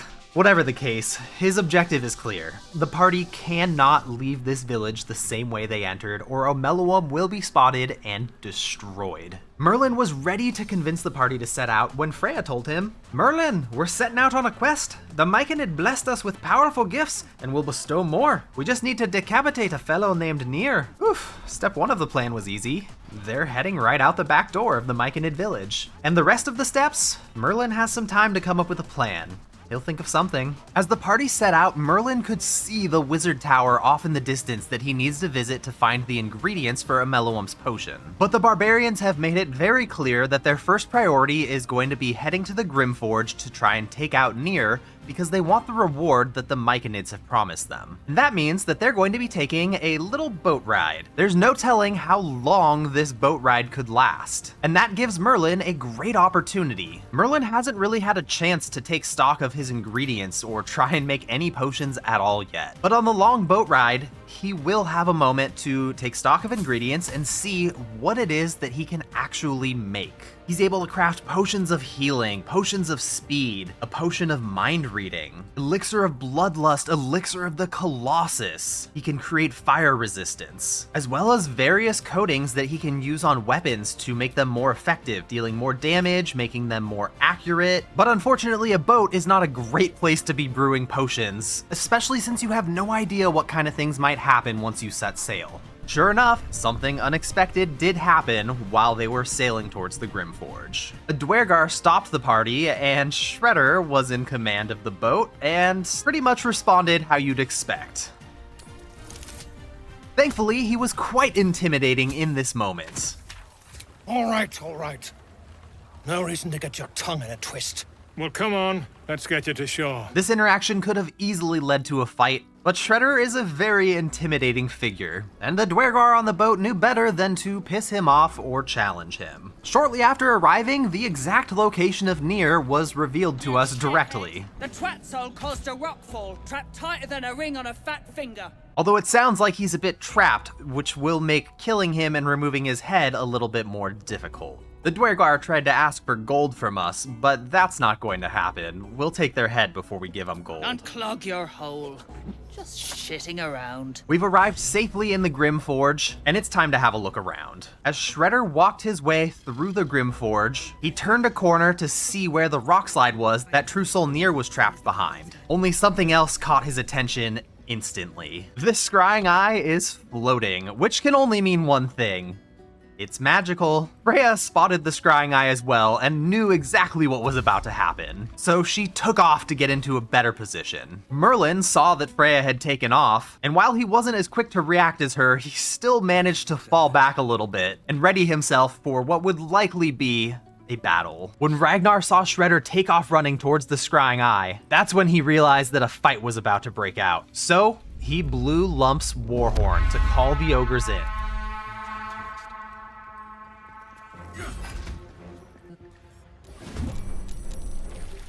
A battle erupted, and Merlin was not in a good position. A wild magic surge tried to knock the arrow off its course, but failed. And just mere moments into the fight, Merlin is downed and on death's door. To make matters worse, the Dwergar used mind magic on Shredder and made him attack Ragnar. A remarkably bad start to this battle. But the barbarians are no strangers to fighting against the odds and prevailing. Freya's foresight to reposition allowed her to stabilize Merlin for the time being. Ragnar's quick decision to mobilize his elite ogre squad tipped the scales further still. And a little pure dumb luck never hurts, as Shredder was mind-controlled again, but broke free on his own by lashing out at his captor. Freya used the high ground to pierce her foes with fire arrows, while Merlin dipped into a better position and let loose his thorn whip. As the battle raged on, Merlin found himself at the edge of a blade when something unexpected happened. His attacker's blade was deflected by a magical shield that seemed to burst out of Merlin in his moment of need. What's more, it felt as if the magic knew it was safe to act, as none of the barbarian companions were looking in his direction. And the magic vanished as quickly as it had appeared, leaving no trace of itself. As much as Merlin would have liked to ponder this new development, his life was still in grave danger, and he disengaged and leapt from his enemy's reach. The battle raged on, and an ogre ally was eliminated, but the barbarians finally finished clearing nearby threats and prepared to push their enemies. Shredder hucked weapons with deadly results, and victory drew closer. Though not all would survive this fight, as the second ogre fell, and then the third. They were fearsome warriors, and this battle would not have been won without them. Such a chaotic battle that started by the mere presence of a scrying eye. But the defenders of magic lay dead on the ground, and the barbarians stood bloody and tall in the aftermath, and simply needed to claim the head of one last magic user, Nere. But the party was exhausted, and decided to turn in for the night. Although Merlin was more injured than exhausted, and thankfully it doesn't take a lot of moving around to do some alchemy. As long as his mind is still in top condition, he can go for it. Merlin crafted his first elixir of bloodlust, and an elixir of the Colossus. And when he made the elixir of the Colossus, he managed to make 2. Seems he's improved at alchemy in a very short time. He made as many potions of speed as he could, as well as some potions of feather falling and some other odds and ends. He had no idea what might end up coming in handy, so he just made as much as he could. And with that, he turned in for the night.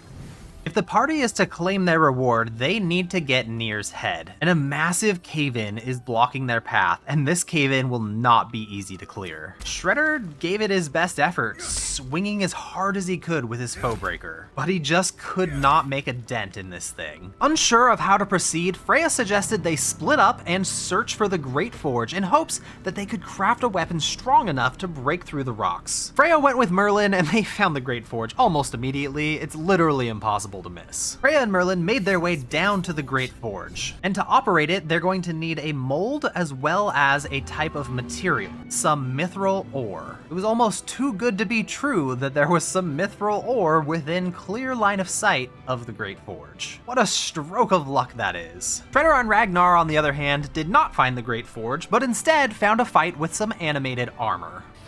And Shredder let out a roar, which Freya and Merlin heard and knew that maybe they should go check that out. Ragnar and Shredder are quite capable, and had little trouble dispatching the animated armors. Freya and Merlin arrived in time to see Shredder finishing off the last of their enemies, and he even remembered to pick his foe breaker back up. Based on how quickly and repeatedly Merlin was dropped in the last battle, Freya had already decided she wanted to try stuffing him in some armor, and medium scale mail felt like it might be the perfect fit for him. They even found another mithril vein in the area, which stood no chance against Shredder's foe breaker. They collected the mithril ore and made their way back towards the Great Forge, stopping along the way to get to the mithril vein.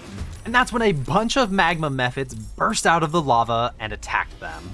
Disarmed in an instant, the foebreaker has likely spent more time on the ground than in Shredder's hands. The barbarians are more than capable of hacking their way through a couple of magma mephits, and being disarmed doesn't slow Shredder down in combat at all. He's got more than enough stuff to throw.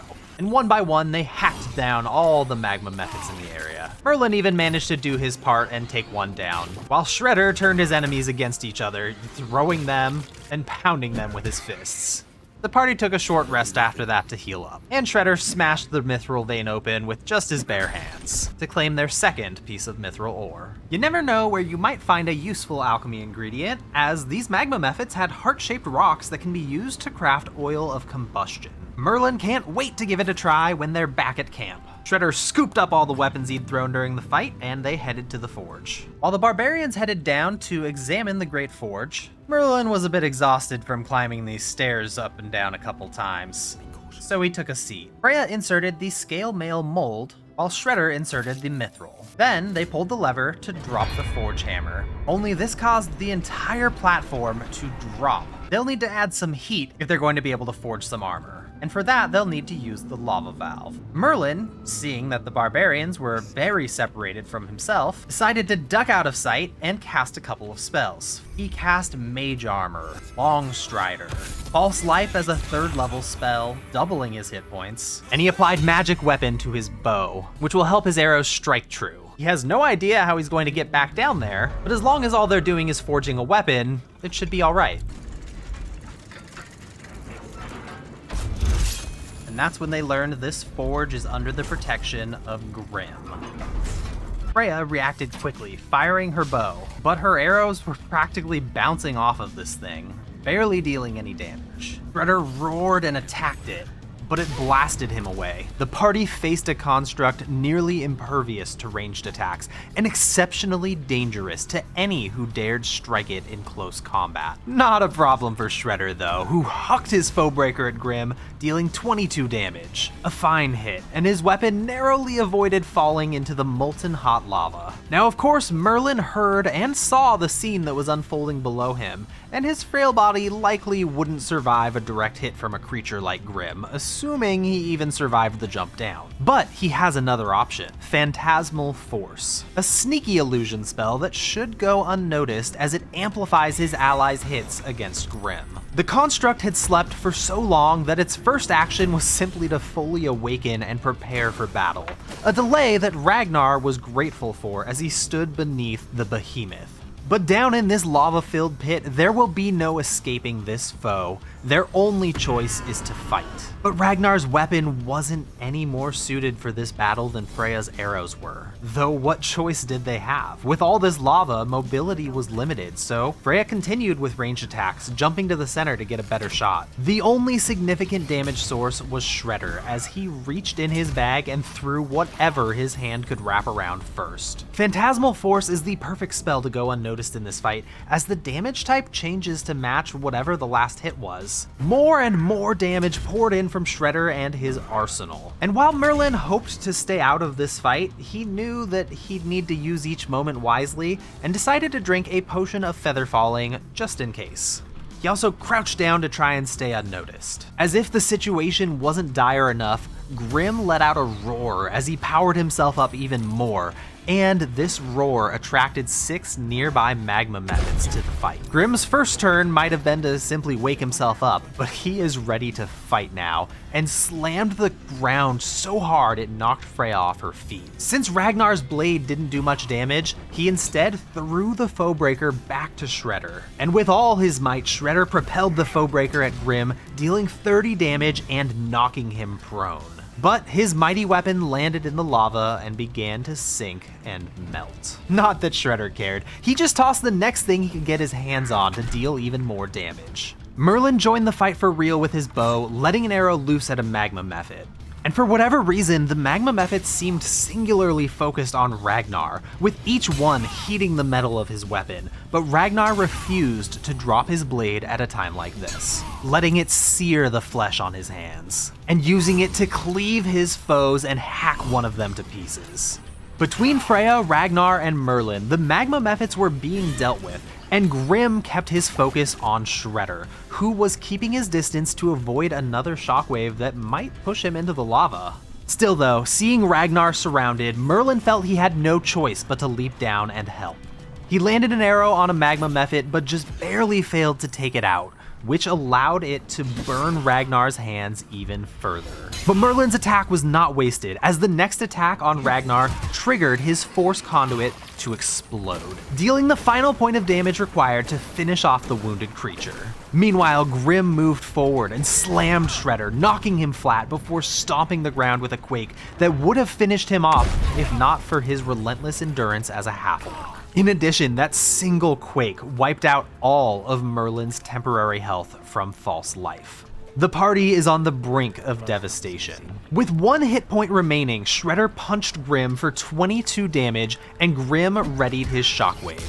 With no fear or hesitation, Shredder pounded Grim once more for 22, setting off the shockwave and knocking Shredder out cold. But a healing potion from Merlin managed to revive Shredder for now, though Merlin knew it wouldn't be enough. Grim's next quake would surely take Shredder out again. Confused and disoriented, Shredder leapt to the center and stood between Merlin and Grim. He's wounded and completely delirious, but still refuses to let his friend fight alone. A nice enough gesture, but it ultimately did nothing, as the next quake took him down yet again. Ragnar threw a potion of healing at Shredder this time, feeling helpless and desperate to save his friend. And revived once more, Shredder leapt at Grim to try and attack, but he had no strength left. He couldn't even swing his fists. Only Merlin had a plan with any chance of success, and he tried to pull Grim towards him with his Thorn Whip. While the attack succeeded at getting Grim's attention, it failed to pull him any closer. Merlin's only choice left was to act as bait, and he shouted at Freya to get ready to pull the lever. Merlin's mind raced as he pondered all the spells he could cast right now to try and save himself, but using a spell while the barbarian's attention was firmly on him would be a death sentence. So he did nothing, and Grim approached and battered his frail body to the ground before unleashing a quake that dropped Shredder again. Ragnar, still feeling helpless, was just chucking health potions at his friends. It was all he could do to keep them conscious. Freya, however, knew she had to follow Merlin's plan. Her hand wavered a moment as she contemplated what this would do to Merlin, but this was his plan from the beginning. She pulled the lever, propelling the forge hammer down as it crunched Grim's right arm and leg, as well as all of the bones in Merlin's body. As the hammer lifted, it revealed that Merlin had managed to slide just barely off the side of the hammer, ever so slightly, and avoided the certain death that awaited him had he been in the center. Grim took massive damage as his body was crunched under the forge hammer and he was down for the count. With another potion of healing, Merlin gained a second wind and got as far away from Grim and the forge hammer as he could. Grim stood back up and had his eyes fixed on Freya, but he's practically falling apart and wasn't able to close the distance fully. The last thing Grim saw was Freya pulling the forge lever once more, and his body was obliterated and left lifeless on the floor. Ragnar approached Freya and said, "How did you know to use that forge hammer against it? That was some quick thinking." And Freya replied, "Wasn't my idea. You've got the kid to thank for that one." Yet again, Ragnar could not believe it. "You keep surprising me with your battle ferocity and quick thinking, lad. In fact, it reminds me of the time I used a bit of quick thinking to take down a monstrous spider matriarch. The creature and I were both battered and bloodied, and I knew I'd meet my end if I didn't finish it in one fell swoop. So I tossed my axe to the sky, slicing her webs away, and let loose the full weight of a minotaur that crushed her flat." Stop right there! You clearly lost your grip on the weapon while swinging and accidentally sent it skyward, and that's how it cut the webbing. Not so, that was intentional! Ragnar, you remember what you said after it happened? Piss on shite, me axe flew away. Can't one bloody fight go right today? We all remember because it rhymed, and you never rhyme. It tickled Shredder so much that he chanted it the rest of the damn day. Piss on shite, axe flew away. One blood fight go right today. Well, I slayed the monster, and that's all that really matters. After that, the party tried shoving Merlin into his adamantine splint armor, and it turns out he hates it. It's uncomfortable, he doesn't wear it well. All he wants to do is take it off, but at least when he's wearing it, he is a little bit more safe. They told him he doesn't have to wear it all the time if he doesn't want to, but if they ever know they're going into a difficult fight, they might just make him put it on for his own protection. For now though, he's gonna stay in his robe. After all, it's a summer robe and, hot down here. Perfect weather for summer robe wearing. Freya wanted to make an adamantine scimitar, and thankfully they had one more piece of mithril ore. So she put it in, she cranked up the heat, and forged herself an adamantine scimitar. Now she has options. She can keep the adamantine scimitar in her main hand and either rupture enemies with a hunter's dagger or increase her speed with her other scimitar. After failing to smash the cave-in, the party realized they're going to need some explosives. The party found a couple of smoke powder satchels. That'll do. They started with just one to see how that does. And Freya did the honors with a fire arrow. Perfect. Looks like they found Nere, and he's obviously using magic. Time to die. In a 1v4, this is not going to go well for Nere. In no time at all, he was bleeding, but this sneaky magic user made himself immune to physical attacks and was exploding any who tried to damage him. Shredder hasn't remembered to pick up a new weapon yet, so he just started throwing some gnome corpses. To great effect. Nere's having a bad time. Even Merlin got in on the fun, dealing the final point of damage with his Thorn Whip. Shredder removed Nere's head so they could bring it back to the myconid Sovereign. And with that, the barbarians are pretty much all finished up here in the Grimforge. Merlin picked up as much of Nere's loot as he could before scampering off to catch up with the barbarians. The party hopped back on the boat and sailed back towards the myconid colony. Merlin was unsure of whether or not they would ever go back to the myconid colony after this visit. After all, they're about to join up with Halsin in the Shadow-Cursed lands to continue their adventure and try to find a cure. This might be his only chance to get to the Wizard Tower. And with the tower just a short walk away from where they currently were, Merlin convinced the party that they needed to go check it out before returning to the myconid colony. His argument was simple. We don't want to have to backtrack, do we now? I hate backtracking. No more backtrack. Fine, lead the way. So Merlin got his first chance to lead the party on an adventure of his own choosing. Defending the Wizard Tower were some arcane turrets. The turrets could not withstand Shredder's attacks though. His throws were just too powerful. Okay, well not that one, but whatever. His throws were just too, god damn it. His throws were just too powerful. Finally. I literally trailed off because I was expecting it to fail again. Awkward. Freya's new scimitar hacked down the door, no problem. But despite taking out all the defenses, the barbarians faced a problem. This tower ran on magic, with an elevator that is meant to bring them between floors. Unacceptable.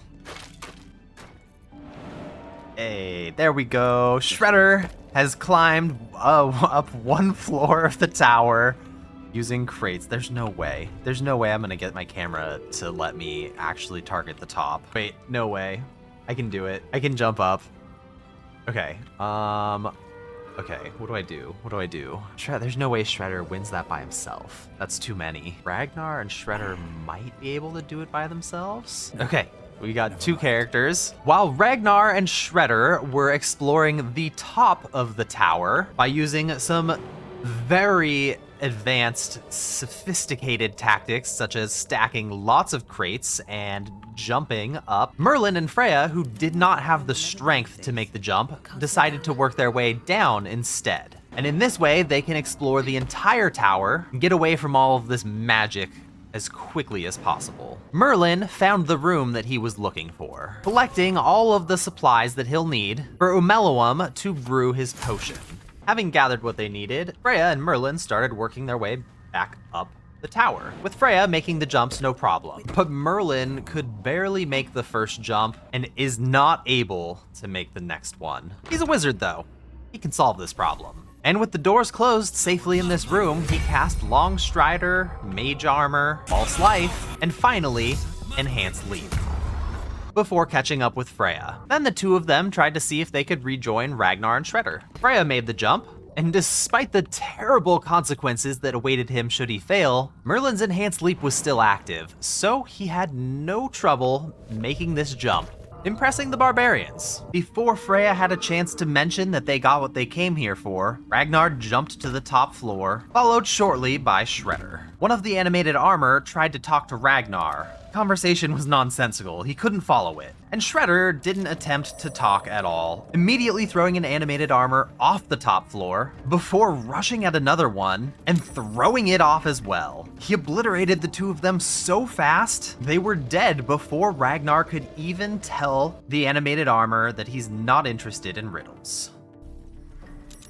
The animated armors attacked. And while Shredder had used both of his actions already, it was still a very effective first turn. Freya found an angle she could attack with her bow from, but Bernard, the guardian of the enchanted tower, was very difficult to hit, and retaliated viciously with a bolt of lightning that hit both her and Merlin. Ragnar and Shredder have quite a fight on their hands, and they might be a little bit more alone in it than they were hoping. Shredder had 3 animated armor to deal with, while Ragnar had to deal with Bernard, and I'm not sure who has the short end of the stick here. But at least Merlin could put his alchemy to use, throwing a potion up to Ragnar to heal him. Still though, Ragnar was taking a beating. And thankfully for Freya, her jump distance increases by 15 feet while enraged, so she began planning to jump her way to the top to support him. Shredder was holding his own against the animated armors, and in classic Shredder style, he was pounding them against each other. But Ragnar was in trouble against Bernard's devastating multi-attacks, so Freya leapt to the top to assist. She landed a critical hit, but Bernard retaliated and took her down. With mere moments to act, Merlin came up with a plan, positioning perfectly and using his Thorn Whip to yank Bernard off the top floor. Finally, with some breathing room, Shredder and Ragnar teamed up to take down the animated armors. Amidst the rumble, Shredder picked up a stool and tossed it at his enemy, missing but shattering the stool in the process. Bernard was injured but not defeated and made his way back to the top floor. And Shredder once more picked up a piece of that splintered stool and tossed it at Bernard. Another miss. But Freya's arrow struck true, taking Bernard down and putting an end to the fight. The party was unable to celebrate properly with them all being on different floors, so Shredder hopped on down to Merlin, picked him up, and threw him up to the top, so they could all celebrate their victory together. Next to Bernard's body, Merlin sensed a little bit of magic. The stool Shredder had smashed was actually enchanted, and Merlin scooped up the club of Hill Giant's strength and tucked it into his bag. Slowly, he is getting more and more tools to help him pretend that he is in fact a barbarian. The only thing left to do now is find a way down from the tower. In quite a good mood, Ragnar proposed that they have a race. And without waiting to hear if the others were into it, he took off running, determined to be the first to the bottom. The others were nowhere near him as he leapt down one floor, then another as he climbed down the tower of crates they'd created. As he rounded the last corner, he was giddy, knowing that he was about to win when he saw Shredder. You see, Shredder, with his relentless endurance as a half-orc, took a little bit more of a direct route than Ragnar had. I win. The party took a much-needed rest before heading to the myconid colony to get their reward for killing Nere. While the barbarians were up with the Sovereign, Merlin snuck off and went to find Omeluum. Omeluum prepared a potion for Merlin that he said would lower his tadpole's psionic defenses and allow it to be removed. The potion was horrendous and was having a terrible effect on Merlin's body. And Shredder, who had just dropped off Nere's head at the Sovereign, was not interested in the rest of the conversations and just kind of wandered off. And that's when Shredder saw it. An Illithid was about to consume his friend. Yes, Merlin was clearly in agony and in desperate need of assistance. So Shredder attacked immediately, throwing his axe at Omeluum. Shredder leapt forward to approach quickly and grabbed Omeluum before bashing his body on the ground until it was lifeless. The entire myconid colony must have been under this Illithid spell because they all went to its aid.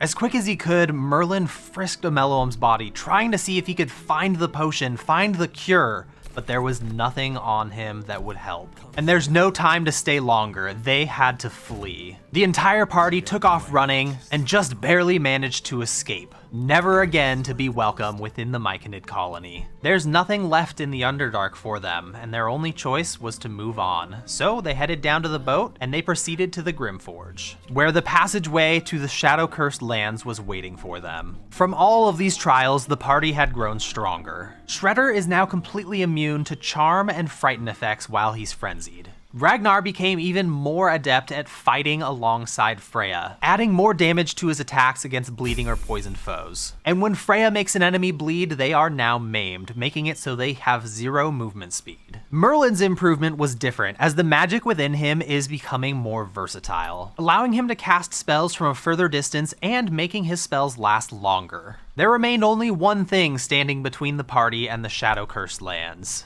an old man. Shredder has never seen somebody wear a hat like this that isn't a wizard. Suspiciously, he watched the old man for signs of magic. Magic!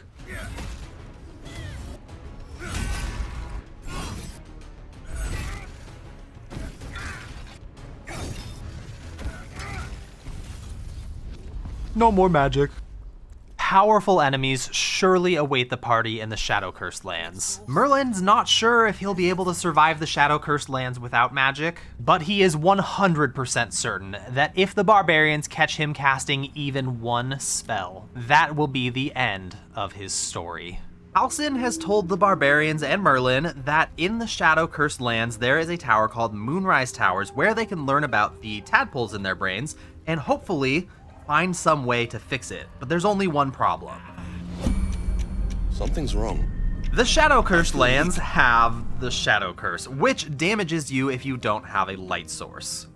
And the damage gets worse and worse as you take more and more damage, but thankfully, as something as simple as a torch can hold it at bay, at least in some parts where it isn't too thick. But needing to hold a torch in their offhand is a little bit limiting for the barbarians, and a permanent solution to the Shadow Curse would be ideal. Still though, they don't really have any leads on where they could find that, so they just proceed forward and decide to look for the tower. Barbarians didn't have to go far before they found some Harpers. Shredder, always quite the negotiator, tells them he's gonna snap them and their weapons in two unless they lower them. After seeing one of the Harpers get abducted by the shadows, the barbarians had a better idea of the threat that they're up against. And Shredder called out that it is time to fight or die. While the fight wasn't exactly easy, our party was more than capable of handling it. Only one of the Harpers survived, and she marked our map with what she called a safe place. Without thinking, Merlin replied that he is heading to Moonrise Towers, and he's informed that the shadows are really too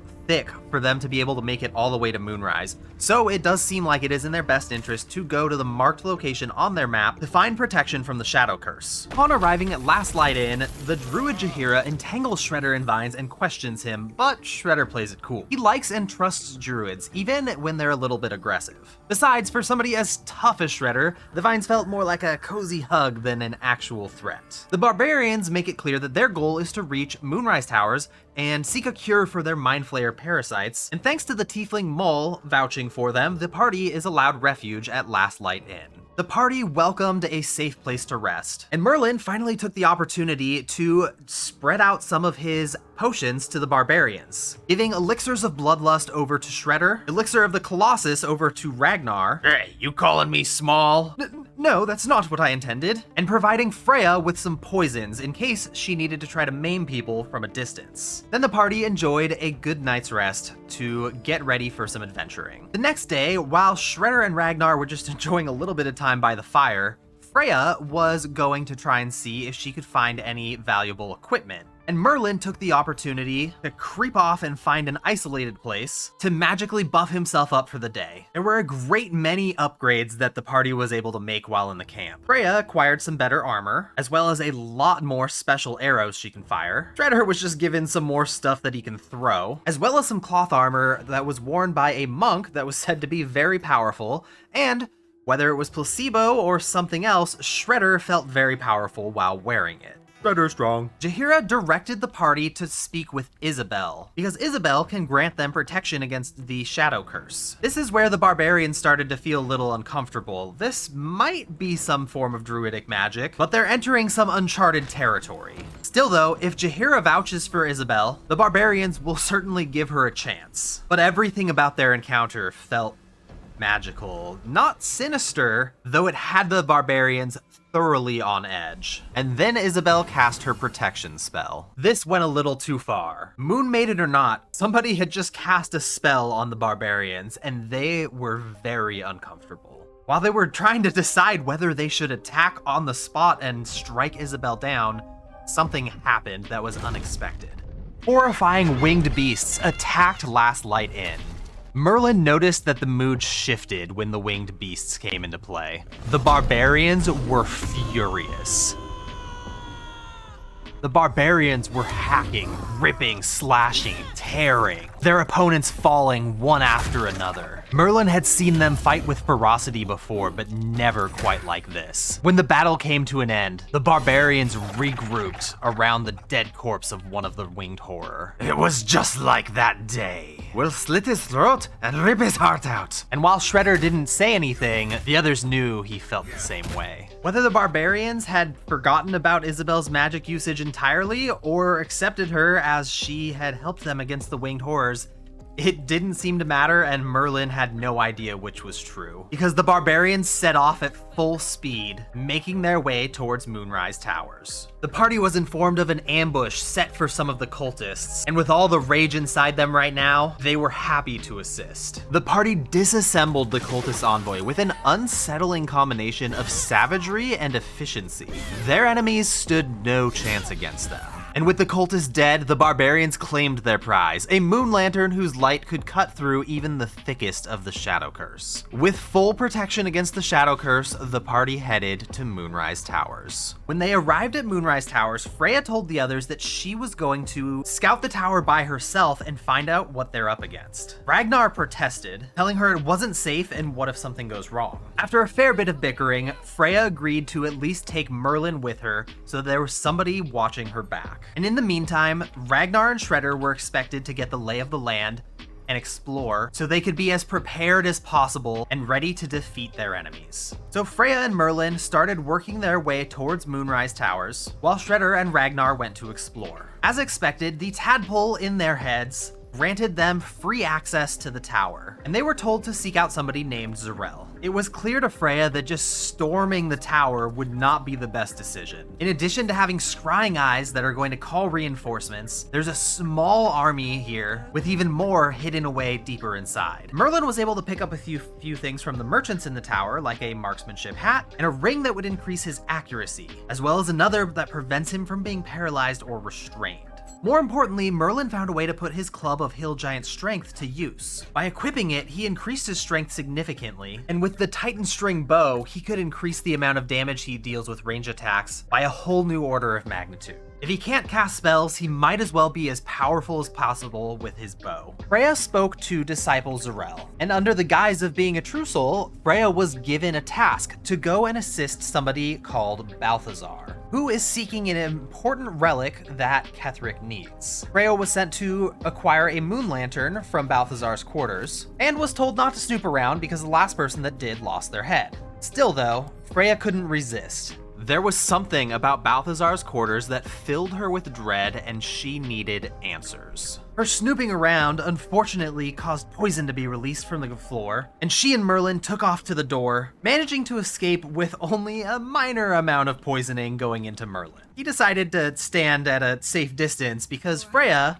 continued to snoop around. Freya managed to open a secret chamber, and within it found a book that made her feel sick. There were details about the source of Ketheric's immortality, but Freya was more interested in the details about how Balthazar was redirecting necromantic materials. There's enough evidence to suggest that she needs to meet this Balthazar face to face. While Freya and Merlin were inside Moonrise Towers, Ragnar and Shredder found themselves a curious little, almost tavern that had some interesting and quite horrifying looking monsters within. Still though, they needed something to take the edge off, so Ragnar took a seat at the counter. The most hideous barmaid he'd ever seen turned to serve him. Ragnar got the feeling that he didn't have much of a choice but to drink what was given to him. If this creature wants a drinking contest, it's gonna get a drinking contest. And round 1 is definitely going to Ragnar, rolling a 20 critical success.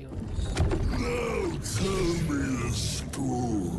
If ever there was a barbarian ready to tell a story, it was Ragnar. When he first started his story, he was fumbling over his words in a way not characteristic of him, but once he finally got into the groove, he told a magnificent tale about a lost fortress he'd explored in the Underdark's bowels. With the drinking contest back on after story time was over, Ragnar gave it his best.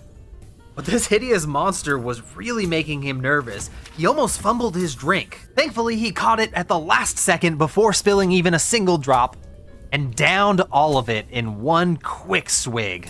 More stories. The bartender wanted another story? Well, let's talk about a towering creature that rose from molten lava. And while Merlin might have done a lot of the work here, Ragnar can embellish a little bit and maybe tell the story from his distinct perspective. Though he was feeling like a little bit of a pretender when he first started the story, he managed to, holy shit, I can't believe the 20s I'm getting. He managed to bring it back around and tell an incredible tale to delight this monster. Must not, cannot, will not mention her. Ragnar was able to ask a few questions and learned that there might be a source of Kethric's immortality, this her that was mentioned. But the drinking contest was back on with some chug chug chug straight down Ragnar's gullet.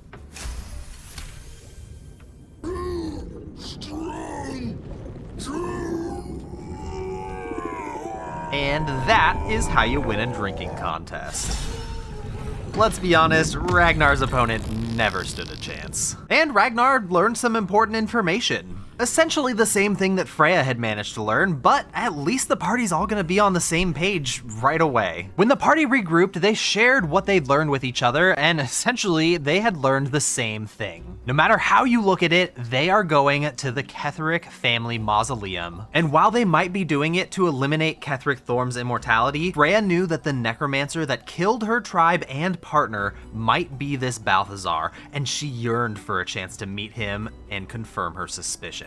Though she kept this information to herself for now. So the party traveled to the Thorm family mausoleum, and on the way they did end up facing a couple of creatures here and there in the Shadow Cursed lands, and these combat experiences caused them all to grow stronger. Shredder's level up was fairly straightforward. He just has more health and more to his initiative, can no longer be surprised. In fact, that is what all of the barbarians gained. This party is now extremely alert. Merlin's level up was far more interesting though, as his magical abilities are yearning to escape. They want to get out, but he continues to withhold them. So they evolved, they morphed, they changed, and with his meta magic subtle spell, he can now cast spells without uttering a single word. This finally gives him the ability to let loose spells in combat as long as they don't have any visual effects that the barbarians can see. And his new spell, Shatter, has no way of being connected to him directly. I mean, sure, it creates incredibly loud sound waves that literally rip his enemies apart,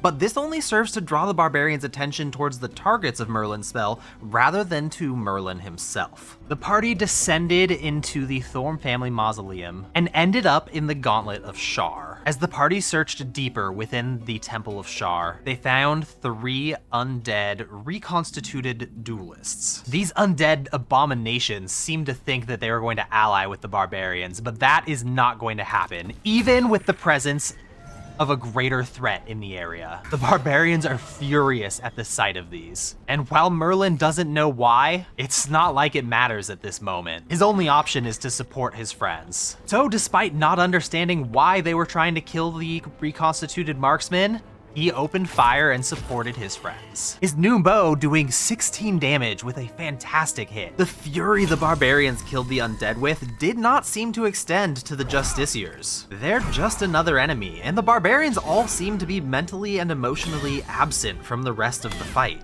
Merlin decided this was the perfect opportunity to sneak a spell in and unload some of this suppressed magic within him that's begging to be set free. And with a 4th level spell slot completely cast silently, he shattered 3 of the justiciars around Shredder. His judgment was good. The barbarians didn't attribute this booming sound to Merlin in any way, and the battle simply continued. When the fight was over, the barbarians all regrouped, and they said to each other, "It's him. We've found him. And this time, we'll kill him." The barbarians agreed to split up because they need to find the location of the monster that created these undead. They clearly have a bone to pick with him. So Shredder and Ragnar went one way, Freya and Merlin the other. The first room that Freya and Merlin searched in didn't seem to have what they were looking for. But in order to search the room fully, they had to spill some of their own blood to open the gates. Freya swiftly and stealthily investigated the entire room and found no traces of Balthazar here. So it was on to the next room. The next room was the same. In order for them to get through the door, they would need to spill some blood. And Freya did it last time, so it's Merlin's turn. Merlin and Freya proceeded into the second room to see if they could find the monster. Freya sensed danger and told Merlin to be quiet and to follow her lead. An interesting trial lay before them. A magical duplicate of both Freya and Merlin were waiting to ambush them. And if these are truly duplicates, then Merlin is in a great deal of danger. Before he knew it, Freya had started the battle by attacking her duplicate, which wasn't at all surprised by their ambush. Merlin's duplicate, however, was taken completely by surprise. A very bad sign. These truly do seem to be exact copies of them, which is why Merlin opened fire on his own image instead of Freya's. He needs to kill it quickly, before it has a chance to fight back. Freya's disabling combat style had completely taken control of the battle against her own image, maiming it after each turn and retreating away from its line of sight. But Merlin's image was moments away from fighting back, and Merlin was desperate to prevent that from happening. In sheer panic, his arms shaking, Merlin's shot was going to fire so far wide. But sensing his anguish, wild magic put his arrow right back on track. The damage wasn't enough, and his image turned to face him before letting loose a very powerful and very magical fireball. His image vanished into the darkness. Merlin's mirror image had just unleashed a magical fireball, not only in clear line of sight of Freya, but with the explosion hitting her for 11 fire damage. Even though he didn't dare make eye contact with her, it was impossible for Merlin not to feel Freya's stare burning into him before she took off to continue disabling her own mirror image. Merlin took off in search of his own, but was unable to find it and simply drank a healing potion and prayed that he would be strong enough to withstand the next attack. He was not. Freya stands alone against two enemies, one of them clearly wielding magic. Thankfully, Merlin's double had as little combat sense as the real Merlin, positioning right next to Freya's double. This allowed Freya to cleave them both to bleed and maim, as well as deliver a follow-up strike with just enough power to sentence Merlin's duplicate to death by blood loss. Merlin's mirror image was defeated, but attacking an image that wasn't her own had put a curse on Freya. Cheater's Folly. This curse reduced Freya's speed by just enough to allow her own mirror image to take 2 turns in a row. Finally free from Freya's maim, her mirror image struck from the shadows and nearly killed her. To make matters worse, it was now positioned right next to Merlin and would surely kill him if Freya continued her hit and run combat style. Rather than striking back, Freya helped Merlin to his feet. Back on his feet, Merlin chugged a potion of speed and instructed Freya to do the same. She hacked with her tiger's bloodlust, bleeding and maiming her mirror image once more, and slicing at it, while Merlin took a shot with his bow, dealing 16 damage, a critical hit, and with the mirror image on the verge of death and bleeding, it expired on its next turn. Merlin wasted no time, chugging potions as quickly as he could before sprinting away from Freya. Freya drank a few potions of her own before turning to face Merlin. She's nowhere near as strong as she would usually be, but Merlin was still terrified. Freya faced Merlin and said, "That fireball came out of nowhere, didn't it?" Merlin replied, "Whatever do you mean?" "Well, my mirror image had my same weapons and abilities. That much was clear. Anything I could do, it could do as well. I only defeated it because I got the jump on it. Curious how your mirror image didn't fire a single arrow." Merlin knew that he had been caught, and he stopped pretending and simply said, "I'll defend myself. You've clearly been cursed and weakened by this trial. I'll defend myself and I'll win. I won't be sentenced to death for the crime of being a wizard. In fact, my magical power it's grown since we first met. I'm a sorcerer now. I can command magic with little more than a thought. You have no idea what I'm capable of. It wouldn't be wise to face me. Stop right there. Stop walking. Stop right there. I'll strike you down, I swear it." Freya walked so she was face to face with Merlin and said, "Sweet child, you just let a master of the sword close the distance without raising a finger to stop me. Fear not, Merlin. I've known you could use magic since before you knew I existed. Or did you forget just how sneaky I can be? I was there when you saved the wizard Gale. I was watching when you triumphed over the grave robbers. Hells, you blasted the snot out of a few dark justiciars not 20 minutes ago. I'm not going to kill you. You've a good heart and a brilliant mind. You're my ally." Merlin was shocked by Freya's words, but she's more than proven that she's known about his magical abilities this whole time. He asked, "Well, what about Shredder and Ragnar? Can I use magic in front of them?" "Only if you've got a death wish. They'll still rip you in half if they find out. While Merlin was being confronted by Freya, Shredder and Ragnar were out searching to see if they could find where Balthazar is hiding. And they ended up finding an area that looked pretty promising, a disgusting throne somebody like Balthazar might like to sit on. Shredder got lucky and succeeded on a perception check, revealing that there is an ambush. And without Freya and Merlin here, Shredder and Ragnar actually decided, maybe we should actually play this one smart. The two of them leapt up to the high ground and crept their way over so they could get the jump on their would-be ambushers. Shredder prepared for the battle by drinking an elixir of bloodlust that Merlin had given him, while Ragnar drank an elixir of the Colossus that Merlin had given to him. The only thing left to do now is start smashing heads together. Shredder's combat strategy was simple. Throw them to the bottom, and Ragnar was picking up all the bombs Yrgir was spreading across the battlefield and tossing them down to the pile.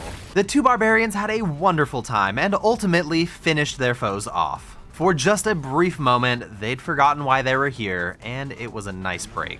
Merlin and Freya continued to clear each room one at a time, and with Freya still suffering from the Cheater's Folly curse with her ability scores dropped low, Merlin had to take the lead. Now that the cat's out of the bag with Freya, there's really no reason for Merlin to not solve this problem with a little magic. So he enhanced his ability to leap, and with a couple impressively long jumps, he solved the puzzle and cleared this room. No sign of Balthazar hiding in the shadows here. There was one more room to clear, and Merlin started blasting Dark Justiciars to pieces. Though when the battle spilled outside, he wisely stopped his casting in case Shredder and Ragnar were nearby and watching, finishing the fight with his bow and a little help from Freya. The party found each other after a long day, and while they had searched a significant amount of this temple, they hadn't found Balthazar and they all needed rest. But you can be sure they'll be back tomorrow because they're going to find Balthazar. They're going to make him pay. That night, Merlin had an opportunity to ask Freya what this was really all about. Freya told him,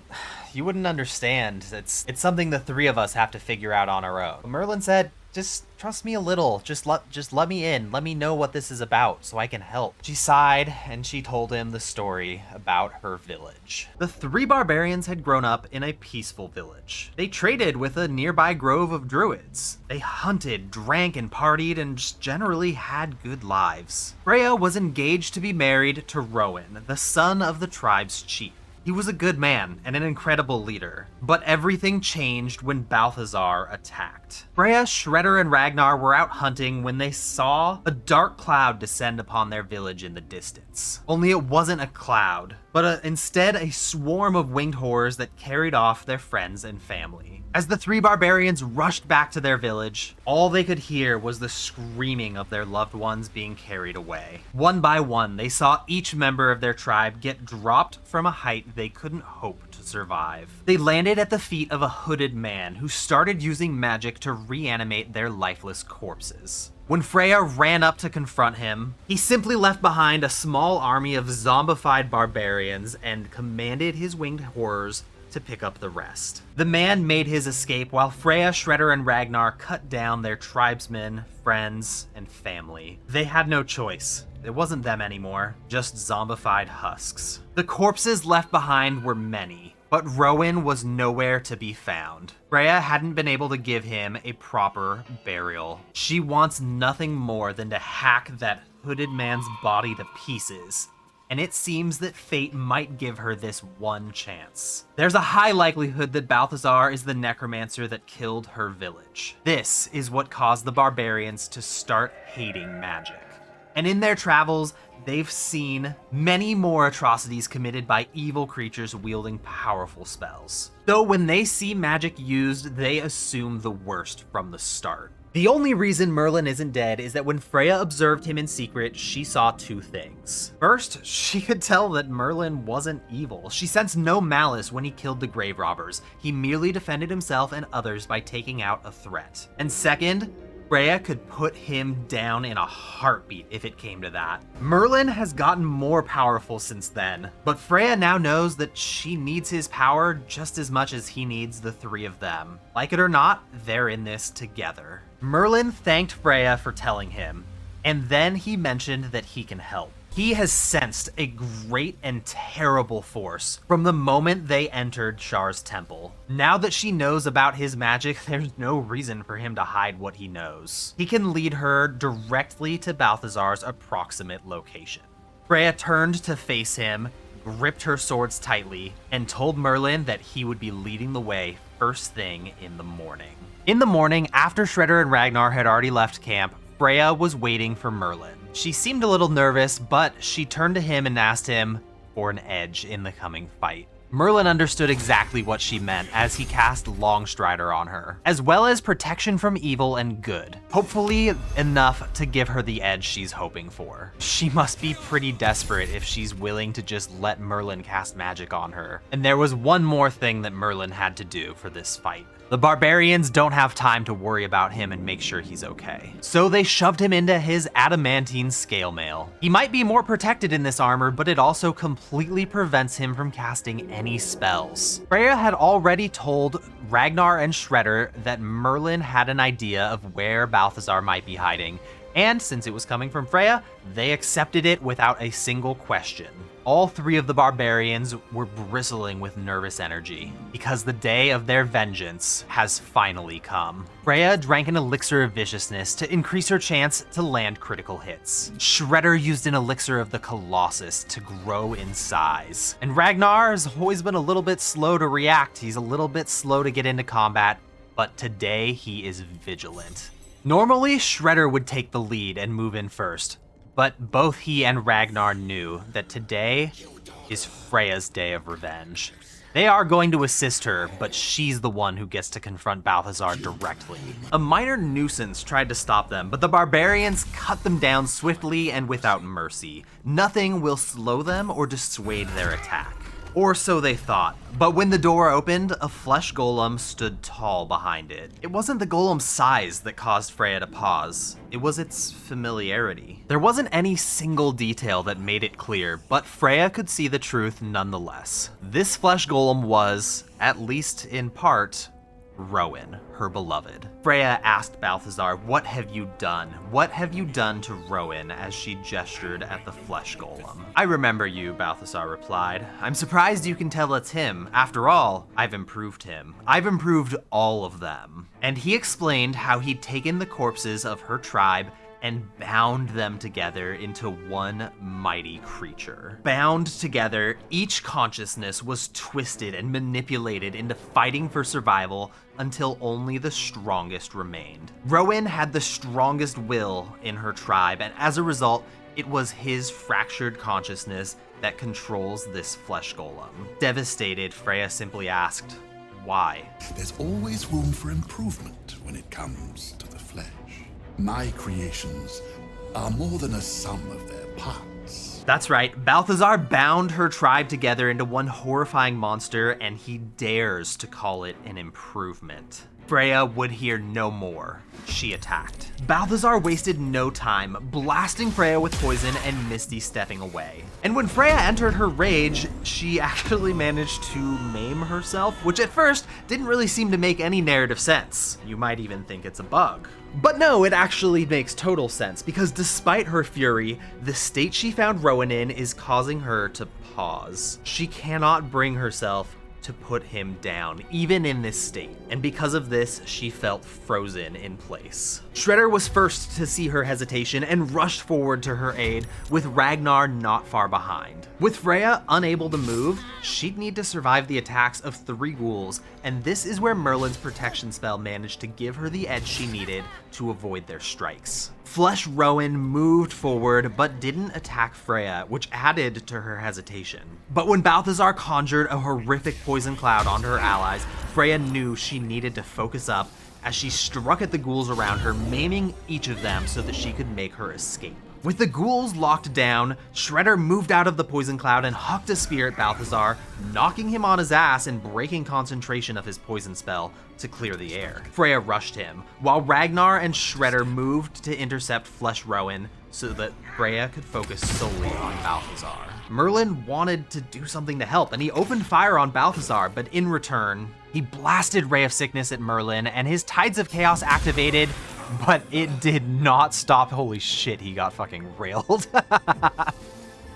Freya could not focus on helping Merlin in this moment, as her only goal is to cut Balthazar to pieces. Her tiger bloodlust maimed Balthazar, and she darted out of his line of sight. Shredder pulled Merlin to his feet and told him to hide. They've got this. Freya now had Balthazar right where she wanted him. He is standing out in the open, but he has never been more caged than in this moment. With her skillful cuts and slices, Freya eliminated his ability to move, never giving him a moment to recover. Each swing of her rapier was calculated and precise. She'd hack a piece off him, then vanish from his sight, only to reappear moments later and lop off another hunk of flesh. To help Freya focus, Shredder shut the door so she wouldn't be able to see their fight against Flesh Rowan. And now, as she's able to focus fully on the task at hand, Freya delivered more and more flurries, and finally, the final blow to Balthazar. Unfortunately, Freya killed Balthazar just a little bit too quickly, as when she opened the door to make sure Ragnar and Shredder were alright, she was met with the sight of Flesh Rowan about to be snuffed out for good. Shredder knocked the golem to the ground, and Ragnar used his weapon to finally put Rowan to rest.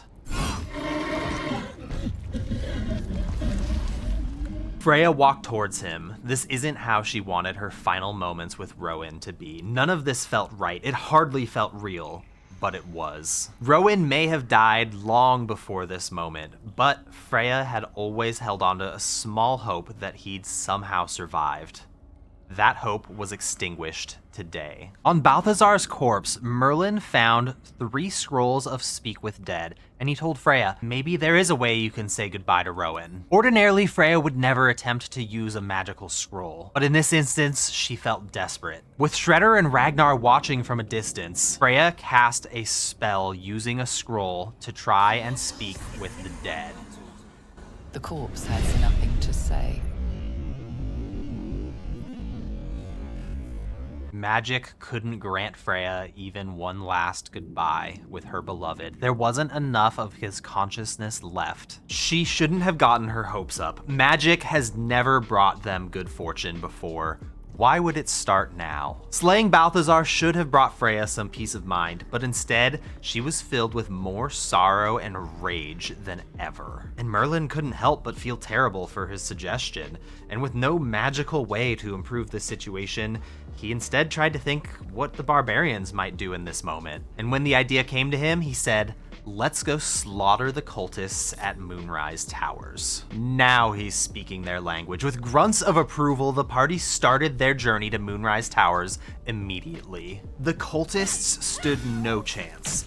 Freya hacked her way through the top floor. Shredder and Ragnar splashed a few cultists outside before amassing a great pile of corpses inside the tower. And Merlin, as the only person thinking quite clearly, visited the jail cells to free any prisoners the cultists were keeping. With the sounds of battle raging all throughout the tower, he felt free to cast spells as much as he wanted down here, and obliterated the cultists in no time. There were several prisoners being held in the cells, and he freed them all before regrouping with the barbarians. Ragnar had calmed down enough to notice that Merlin wiped the entire prison block by himself, and Ragnar asked, how'd you manage down here on your own? Merlin whipped up a tale about how he was dodging arrows and spells while tossing smoke powder bombs and shooting flaming arrows, when in reality he was just nuking enemies with magic. Merlin finished the story by saying that he had given these cultists what they deserved. Reminds me of the time we slaughtered scores of Githyank. We thought they might have been allies of the necromancer, so we butchered them all. Didn't matter what size they were, all warriors. They all died. We showed them no mercy.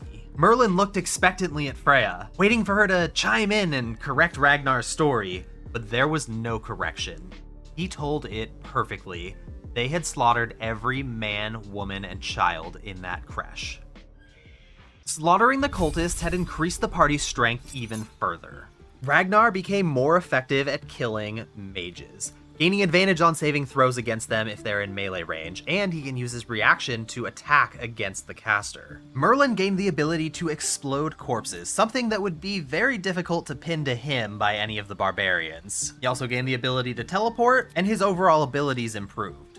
Freya acquired the dual wielder feat, allowing her to be even more effective with her scimitars, or whatever weapons she chooses to use at this point, because now she's not only limited to light weapons. Shredder gained the charger feat, which allows him to just charge at people and smash them with his weapon or shove them. Now, unfortunately, the party can't take their fight to Ketheric Thorm just yet.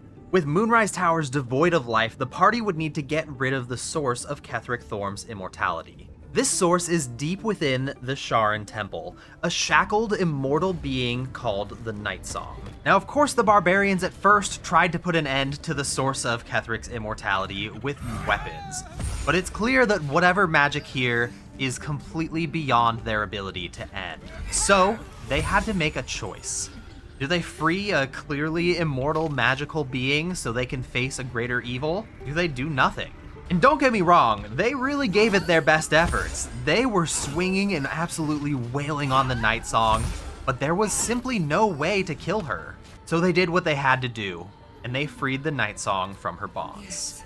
Ketheric is clearly the greater evil. Whether this creature can use magic or not, it doesn't matter. The lines between the barbarians' hatred of magic are getting blurred, little by little. Will it be enough to save Merlin should they find out? Probably not yet, but it at least gave him hope that they could get there. The party enjoyed a much-earned long rest, because tomorrow they're going to take down Ketheric Thorm. The next day, Ragnar and Shredder set off to Moonrise Towers while Freya stayed behind. She's still not entirely comfortable with the idea of augmenting herself with magic, but the effects of Longstrider are of great benefit to her, and she's at least comfortable enough with it to allow Merlin to cast it on her again. The assault on Moonrise Towers was a little anticlimactic. Yeah, very few enemies were missed, but, you know, there were actually a couple that they didn't quite get to. Can't really expect a blood-fueled barbarian rampage to find everybody. Since alchemy is no longer seen to be the way that they're going to cure these Mind Flayer parasites, the party hasn't really been collecting any more alchemy ingredients, and Merlin is just about out of elixirs. He's able to make one more elixir of bloodlust, which he handed over to Shredder, as Shredder does tend to get the most killing blows. The party is heavily stocked with health potions and potions of speed, however, which should be very useful in the battles to come. They arrived to the fight with Ketheric Thorm, and the Night Song was with them. Only this fight was brief and rather unfortunate. After wounding Ketheric a fair bit, he summoned a great tentacle to burst out of the tower and smash the Night Song out of the sky, taking her prisoner as he teleported deep under Moonrise Towers into a Mind Flayer colony. This is where the real battle will take place. But before the scene erupted into chaos, our party was able to witness a conversation between Ketheric and two others. And it's made clear that the party's Mind Flayer tadpoles are controlled by an Elderbrain, which is in turn controlled by these three enemies. And to truly be cured, they'd need to defeat them all. But the other two, Gortash and Orin, vanished before the barbarians had a chance to take them out. I guess we'll have to wipe them out one at a time, starting with Ketheric. The party prepared to fight Ketheric Thorm, with Ragnar going down the middle, Shredder coming up the left side to go after the Necromites, Freya ready to charge in and try to save Aelin, and Merlin silently casting a spell on himself to enhance his ability to leap, and using it to get behind the Mind Flayer. Shredder charged in to get to the Necromites as quickly as possible, but was not prepared to attack any of them as he used all of his actions for movement. With his flanking position behind the Mind Flayer, Merlin started firing with his bow. The Mind Flayer tried to charm him and his Tides of Chaos activated, but failed. Charmed by the Mind Flayer, he cannot target it again. Freya took off running in the direction of Dame Aelin, and reached her in just one turn with her immense movement speed, releasing the Night Song and adding her to the fray. As the target of Ketheric Thorm's deadly orders, Ragnar went into his rage to make sure that he would be as durable as possible. Opening up with a cleave attack, it was the Mind Flayer's turn. And it followed Ketheric's orders, charging in to, oh my god, to stun, holy shit. Stunning both Freya and Ragnar. All right, Aelin, we're gonna need a lot out of you. That checks out. Ooh, that was a fucking one-shot. Good job, Shredder. Time to use our enemies against each other. The Shredder Classic. Shredder pounded the Necromites, cleaning house with them in a single turn, before rushing off to try and help his friends. With Ragnar stunned and Shredder way off in the distance, Merlin went for another subtle spell, this time giving it his all and casting on the Intellect Devourers. It wasn't long before our party had taken full control of the battlefield, wiping out all of Ketheric Thorm's allies and turning their attention towards him. All 3 barbarians had sustained heavy damage, but it was worth it to finally defeat Ketheric Thorm. The last strike was an arrow fired by Merlin, and Ketheric Thorm, on the verge of defeat, had this to say. What a fool you are. You cannot kill me. I am eternal.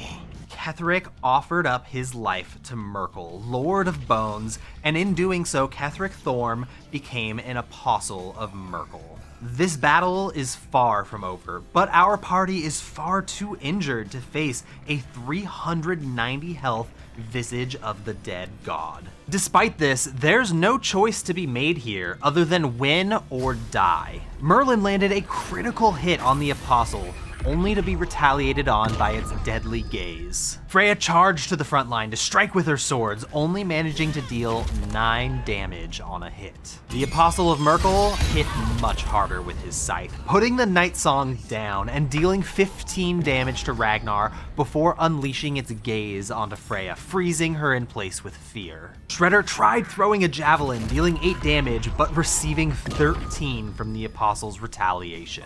The party was chugging health potions just to stay in the fight, but Ragnar can't hold out on the front lines forever, and with 5 hit points remaining, he attempted to flee.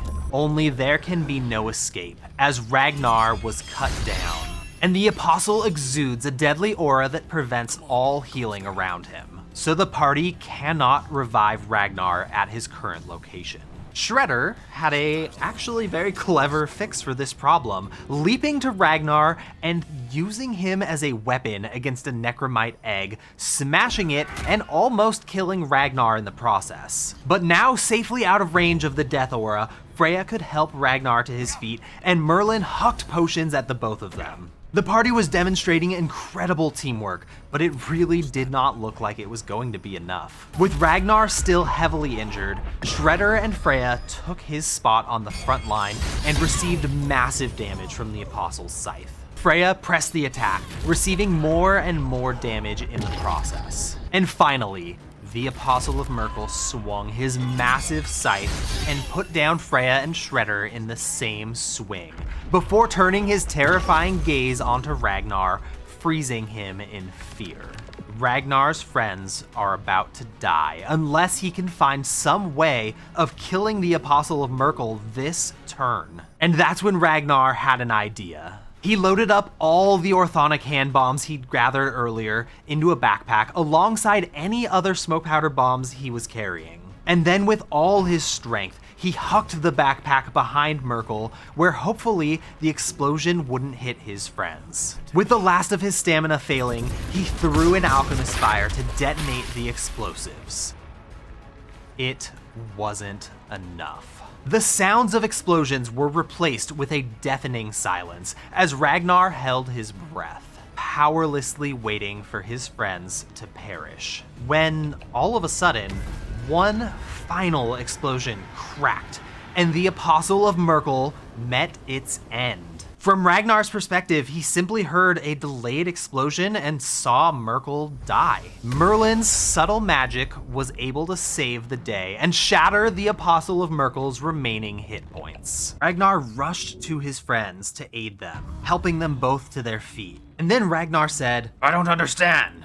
"What do you mean? That was brilliant." Well, yes, it was brilliant, but it wasn't enough. It was still alive. Where did the extra explosions come from? Thinking quickly, Merlin just said, "Well, some of the bombs must not have gone off right away. Just a delayed explosion is all." I guess that makes sense. At least we made it. Gaslighting success. Ragnar collected Ketheric Thorm's Netherstone. And with that, the party was ready to set off on the road to Baldur's Gate. Only the road to Baldur's Gate wouldn't be a simple road to travel. The party's sleep was interrupted by the voice of the Absolute. With the Absolute's voice ringing in their ears, the only escape seemed to be a portal. Shredder wasted no time, took off running, jumped, and dashed, activating the portal, which somehow magically sucked everybody else in. Yep, that's totally what happened. The barbarians are in a land beyond their reckoning right now. They couldn't be more uncomfortable, more confused, more on edge. The only thing they knew for sure is that these Githyanki were certainly their enemies. And if the Githyanki were their enemies, perhaps the target of the Githyanki are their friends. Not much time for that though. Combat came quick. Ragnar and Shredder leapt into the battle immediately, with Shredder tossing one of the Githyanki at the other. While Shredder and Ragnar fought, Merlin and Freya snuck past and rushed towards the focus of the Githyanki assault. What they found was unexpected. The Githyanki are targeting a Mind Flayer, which wouldn't be a problem except that the Mind Flayer claims to be the reason the party's Mind Flayer parasites haven't transformed yet. If this Mind Flayer, known as the Emperor, dies, the party will be next. This situation couldn't be worse. Ragnar and Shredder will never defend in a Lithid. They will surely kill it. But the Githyanki are the more immediate threat. So Freya exploded a smoke powder arrow on a Gith while the Emperor landed the most clutch Mind Blast ever recorded. Merlin unloaded his magic as aggressively as possible, trying to finish this encounter before Shredder and Ragnar got there. But Shredder was leaping onto the battlefield and he rushed towards the first enemy he saw, the Emperor. However, he could see that Freya was threatened by the Githyanki and the Illithid was fighting them for some reason, so when the Illithid flew away from his reach, Shredder was left to deal with the immediate threat, and he started fighting against the Githyanki. Ragnar had also arrived on the scene, but he had not noticed the Illithid yet and was immediately attacked by Gith monks. This battlefield was nonsensical. There were Gith monks attacking even each other. And Ragnar saw a Githyanki monk magically freeze Shredder in place and pound him with fists, when all of a sudden an Illithid poked its head out from above on a rock and unleashed chain lightning onto the Githyanki. His mind was frozen, but out of instinct, he leapt into action, and with his weapon, he began hacking away at this Illithid. Only a moment later, Merlin finished off the last Githyanki with his bow. What happened next is a little hard to explain, but here's how the next few moments played out. The Emperor affected Ragnar with a magical charm, preventing him from attacking for a moment. Shredder is gravely wounded on the ground after the Githyanki barrage, and is still trying to get his bearings, while Freya moves to help him up. In this moment, the Emperor spoke rapidly and telepathically with Merlin, and it tried to convince Merlin to become a partial Illithid. And here's how that went down. Okay, I didn't think the difficulty class was gonna be this high, but here we go. I don't know how this changes the story. Okay, that's a fail. We have inspiration. We fail. We have inspiration. Holy shit, okay. Whew, okay. I don't know how that story was gonna go if he became an Illithid right now. I truly was not prepared for this outcome. I thought the difficulty class would be lower if it was just a couple of tadpoles. Oh my gosh. Merlin informed the Emperor that his party members will not stop trying to attack him, so the Emperor tried to move away from Ragnar and Shredder, but Ragnar gave chase. Merlin can't allow this, and he took a drastic and risky action. He used telekinesis to pick up Ragnar and throw him through the portal. Telekinesis is a well-known Illithid power, so Merlin hopes this will somehow sneak under the radar. Except that a one-hit point Shredder has witnessed it happen all right in front of him. How could Ragnar have been thrown into the portal? Is the Illithid to blame? It surely looked like Merlin was doing it, but maybe the Illithid is controlling his friend somehow. Shredder charged into action, and Merlin wanted to throw him through the portal too, but Shredder's mighty cloth prevented him from being moved by force. Merlin's only other plan was terrible, but it's all he could do. He needs to transform Shredder, his friend, into a sheep, so the Emperor can exit the area. Shredder is certainly going to know it was Merlin who cast this spell, But there's simply no other choice. Not knowing how else to stop Shredder, Merlin turns him into a sheep. And then a wild magic surge happens, and it turns Freya into a sheep. It turned Freya into a dog, and it turned Merlin into a cat. That's amazing. I couldn't have possibly made that happen by accident or on purpose or anything. I could not. Okay, pause. Okay.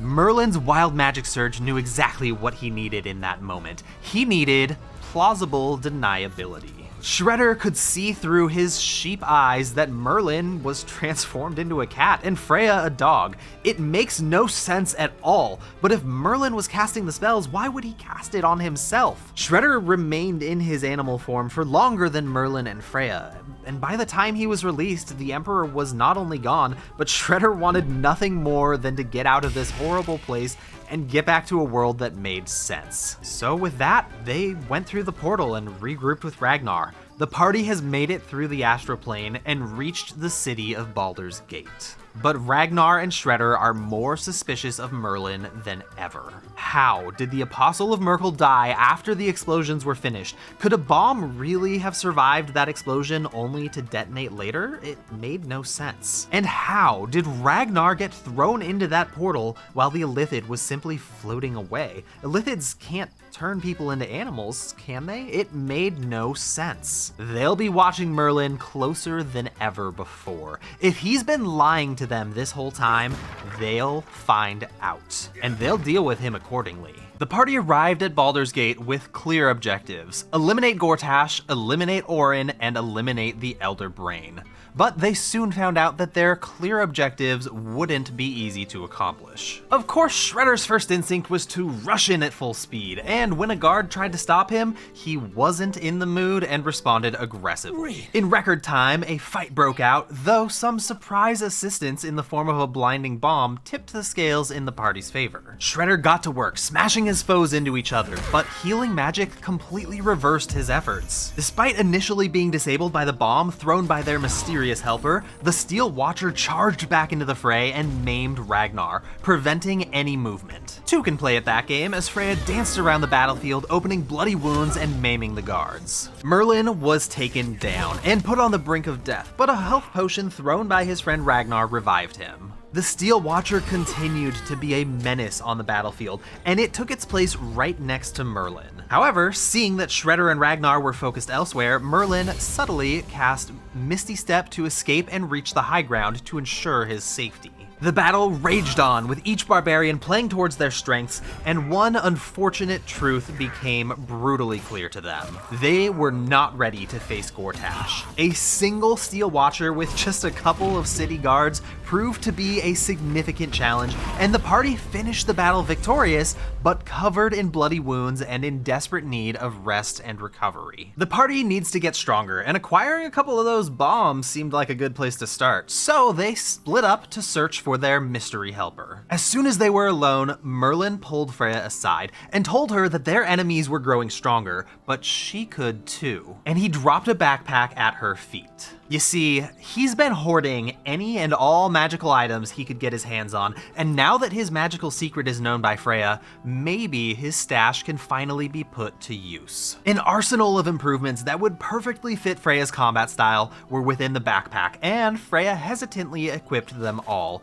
agreeing to try them out at least once before taking them all off and switching back. Shredder and Ragnar set out, and it wasn't long before Ragnar spotted some footprints leading into a nearby cave, and within the cave, they caught sight of their mystery helper once again. Deeper in the cave, they found several deep gnomes camped out and hard at work. Nimble, their mystery helper, instructed Ragnar to speak with their leader. Wolbrin Bongle wants to recruit Ragnar to his resistance fighters, but Ragnar says he has his own reasons for taking down Gortash. No matter, Wolbrin tells Ragnar he won't succeed so long as the Steel Watch remains intact, and he blames the Gondians, who invented the Steel Watchers, for all of the oppression that the city now faces. But Wolbrin Bongle has a plan. He has a rune powder bomb that he intends to use to detonate the facility that builds the Steel Watchers. Only he can't get there himself, himself. He's not strong enough, but he believes Ragnar can do it, and Ragnar has grown quite fond of explosives as a solution to his problems, so he signs himself up to plant the bomb in the steel foundry. He now possesses a powerful rune powder bomb that can end the Steel Watchers for good. He also has access to a merchant that he can use to stockpile his handheld explosives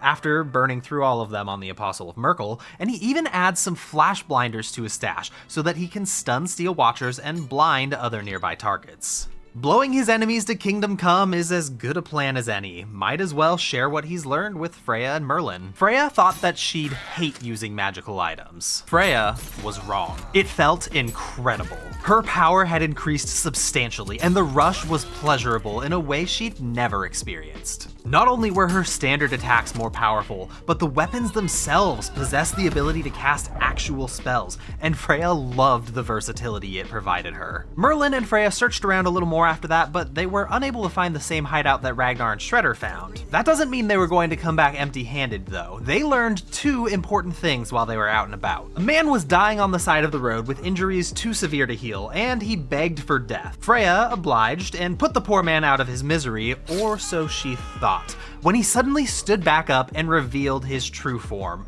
or rather, her true form. Orin. She's been watching them, hiding in plain sight as a shapeshifter. The second important thing they found was also shapeshifter related. In a cave, doppelgangers attacked Freya, and thanks to an amulet Merlin gave her, she was able to conjure a magical shield to avoid their attacks. And when she finished them all off, she found a single clue, a key with the address of Frego's flophouse inscribed on it. Freya doesn't know what it means, but two shapeshifters in one day, that can't be a coincidence, and it is worth investigating further. The party regrouped and shared what they'd learned. Ragnar suggested they stay in Rivington until tomorrow, so the Deep Gnomes could craft a few more flash blinders for him. So the party essentially has the day off. With a little time to burn, Freya and Merlin headed over to the circus, and they soon found themselves in front of Akabi's Wheel of Wonders. Despite spinning this thing over and over, Freya just kept on missing that grand prize, but Merlin figured out why. It's a sneaky trick, but this elemental is using a mage hand to change the result and guarantee a loss. No problem. Merlin told Freya to pickpocket Akabi's magical ring that controls this mage hand, while Merlin gave the wheel a spin, and he hit the jackpot. Impossible. His grand prize teleported straight into a jungle full of raptors. At first, not a very appealing grand prize, but there's magical treasures to be found here, and Merlin can sense them. With a little invisibility, he sneaks his way through, and he finds the Band of the Mystic Scoundrel, which allows him to cast enchantment or illusion spells as a bonus action after attacking with a weapon. Honestly, it is perfect for his wacky combat style, because he can now attack with his bow and then cast a sneaky illusion spell at the same time. With a little magical assistance, he leapt his way out to the exit portal, scooping up a treasure chest before escaping the jungle for good. And poof, he's right back at the circus. He headed over to tell Freya what he found, and he saw she was ready to cut Akabi to pieces. But he rushed over and told her he's safe and sound, and he showed off what he found. The treasure chest was locked up tight, but that's nothing Freya's adamantine scimitar can't handle. She hacked it open and found an incredibly powerful throwing weapon, if only Shredder was into magical items. Freya and Merlin stopped off at the general store on their way home from the circus and managed to pick up a nice set of armor Ragnar might like and a new sword for Freya. All in all, a pretty productive day off. Ragnar and Shredder's day off was less productive. Shredder wanted to hang out by the water and watch the boats pass by, and Ragnar said he was in as long as they could pick up a few drinks first. The bartender mentioned she's got a special new brew, Hoots Hooch. So they bought it and a bunch of other alcohol and headed down to the beach. They had a nice day. They found a couple of buried treasures here and there, and then settled in and got ready to get wasted. They just drank and hung out and watched as the boats passed by, and then finally, when they were ready, they tried out some of Hoots Hooch. Now, Ragnar claims that the sun was in his eyes, so it was a little bit hard to tell, but it really looked to him like Shredder was getting much larger and then really small every couple of seconds. Shredder himself said that from his perspective, it actually looked like Ragnar was the one getting shorter and taller every once in a while, but they were both so drunk that they just really didn't know what to think, and ultimately decided that that's enough drinking for the day. They better head back to camp to sleep it off. The next morning, a very hungover Shredder and Ragnar picked up some more explosives from the Deep Gnomes while Freya and Merlin checked out Frego's flophouse to see if their key could open anything. They looked around for a while and eventually found a secret room in the attic. On the table was a note detailing how to gain access to the Temple of Baal, the most likely location that they'd find Orin. The method was fairly murdery, but at least it's a lead. Since they can't hope to take down Gortash with all of his Steel Watchers protecting him, the party needed to sneak into the lower city. And Merlin thought that the disguise kit on the table was just the edge they needed. With the entire party disguised in elaborate disguises that were seemingly impossible, they headed off to Worm's Rock Fortress. This is the second hottest Ragnar has ever looked in his life, obviously only beaten by his normal appearance. And with all the confidence in the world, he convinced the guard to let them pass. The party walked right through Worm's Rock Fortress unnoticed and made their way into the lower city, where a few surprises waited for them. All their experiences in Rivington have made the party stronger, with Merlin gaining access to a 5th level spell slot and Shredder and Ragnar improving the lethality of their critical strikes. But Freya had something different in store for her. She's opened her mind to magic, and in turn, magic has started paving a path for her to discover it. Freya multi-classed as a ranger, specifically a mage breaker, which have a history of battling spellcasters, and she learned her first spell. It might just be a single, very useless cantrip, but it's a start towards something new. Something powerful and scary. With just a little practice from casting True Strike, Freya might be able to develop more powerful magical abilities. But strangely, she is now in the same boat as Merlin. She can't allow her closest friends to know how she's changing. This is uncharted territory, and she cannot possibly predict how they might react if they find out. The city was abuzz with a strange vibe, and it wasn't what the party expected. As they walked through the city, they heard various townspeople discussing something that had happened down at the harbor. Among the words they heard, the most repeated were slaughter, flooded, fish monsters, and tidal wave. Curious, the party moved to investigate the harbor for themselves, and what they saw answered their questions while raising many more. Corpses, both humanoid and fishy. Disabled steel watchers, wrecked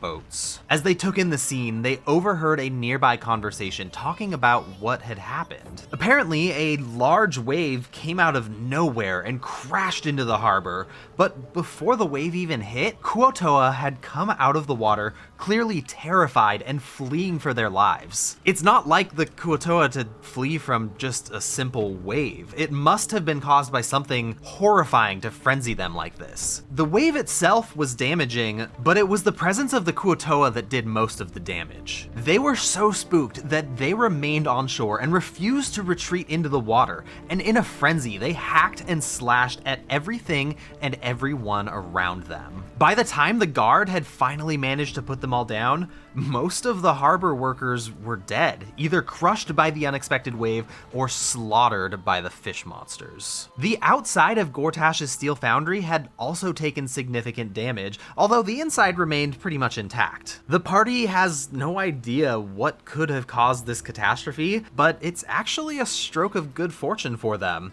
The steel foundry was significantly less protected than it would have been otherwise. The foundry remained operational, but there were not that many enemies inside, and they proved to be no match for the barbarians as they swiftly took control of the foundry, killing everything in their path. For some reason, one of the enemies even seemed to spontaneously explode, which caused a strange rumbling that came from deep in the harbor. Whatever, not the barbarians' problem. They're just here to destroy the factory. In the chaos, Freya even managed to slip in one usage of True Strike, her first spell cast. It was pretty disappointing, but hey, it is a start. With the foundry clear, they tried to get to the heart of the factory, but no matter what they did, they could not penetrate the door, blocking their path. Frustrated, the barbarians found the only Gondian in this place that wasn't hostile towards them, and as a result, they just left him alive. He seemed distraught, as if something terrible had happened to somebody somebody he cared about. So Ragnar took advantage of this and told him it's time for revenge. The Gondian agreed, and he told them that the door they were trying to get through should have a key and they should be able to find it on one of the corpses nearby. Sure enough, they found the key and opened up the door to head in and blow this factory to hell. Ragnar has his rune powder bomb ready, but perhaps he could save it if this Gondian is able to dismantle the factory in some other way. But the Gondian paused before the final door,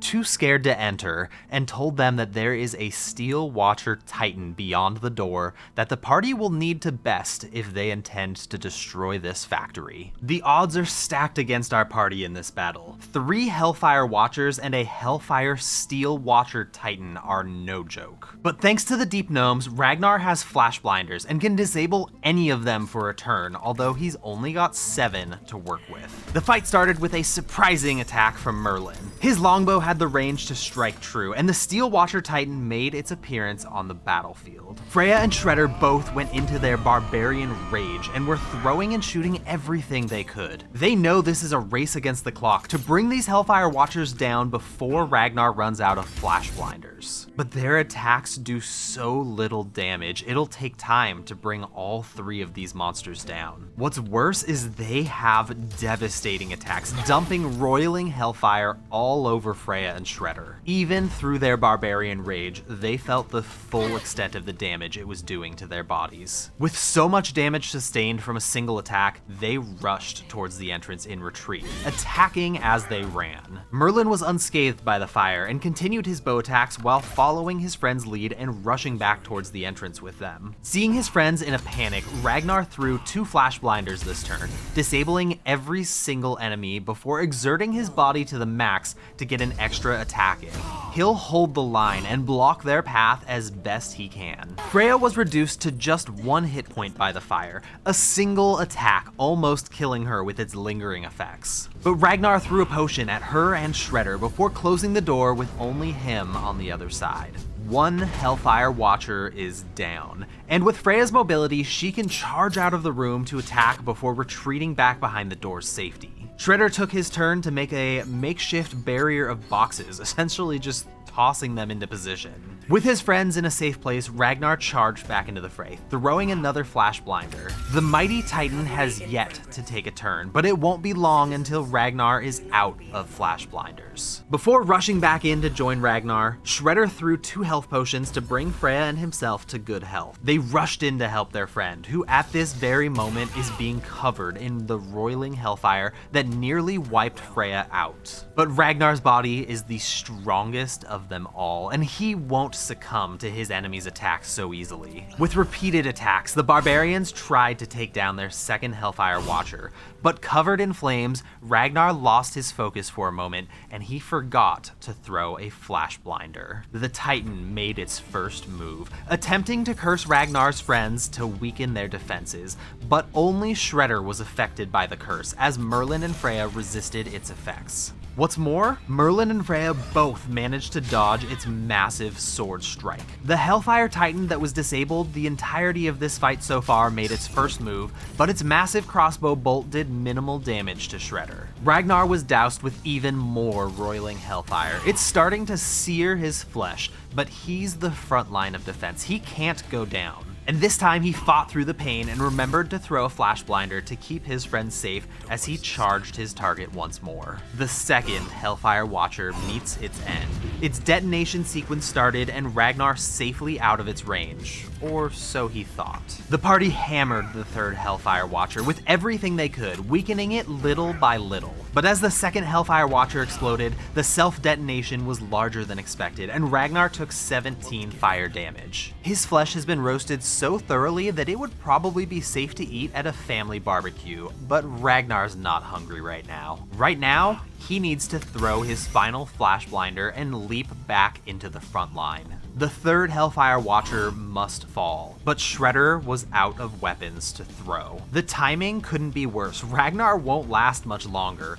so Shredder provoked an opportunity attack from the Titan to retrieve the weapons he used to fell the first Hellfire Watcher. Restocked, he unleashed his payload, dealing nearly 50 damage in one turn.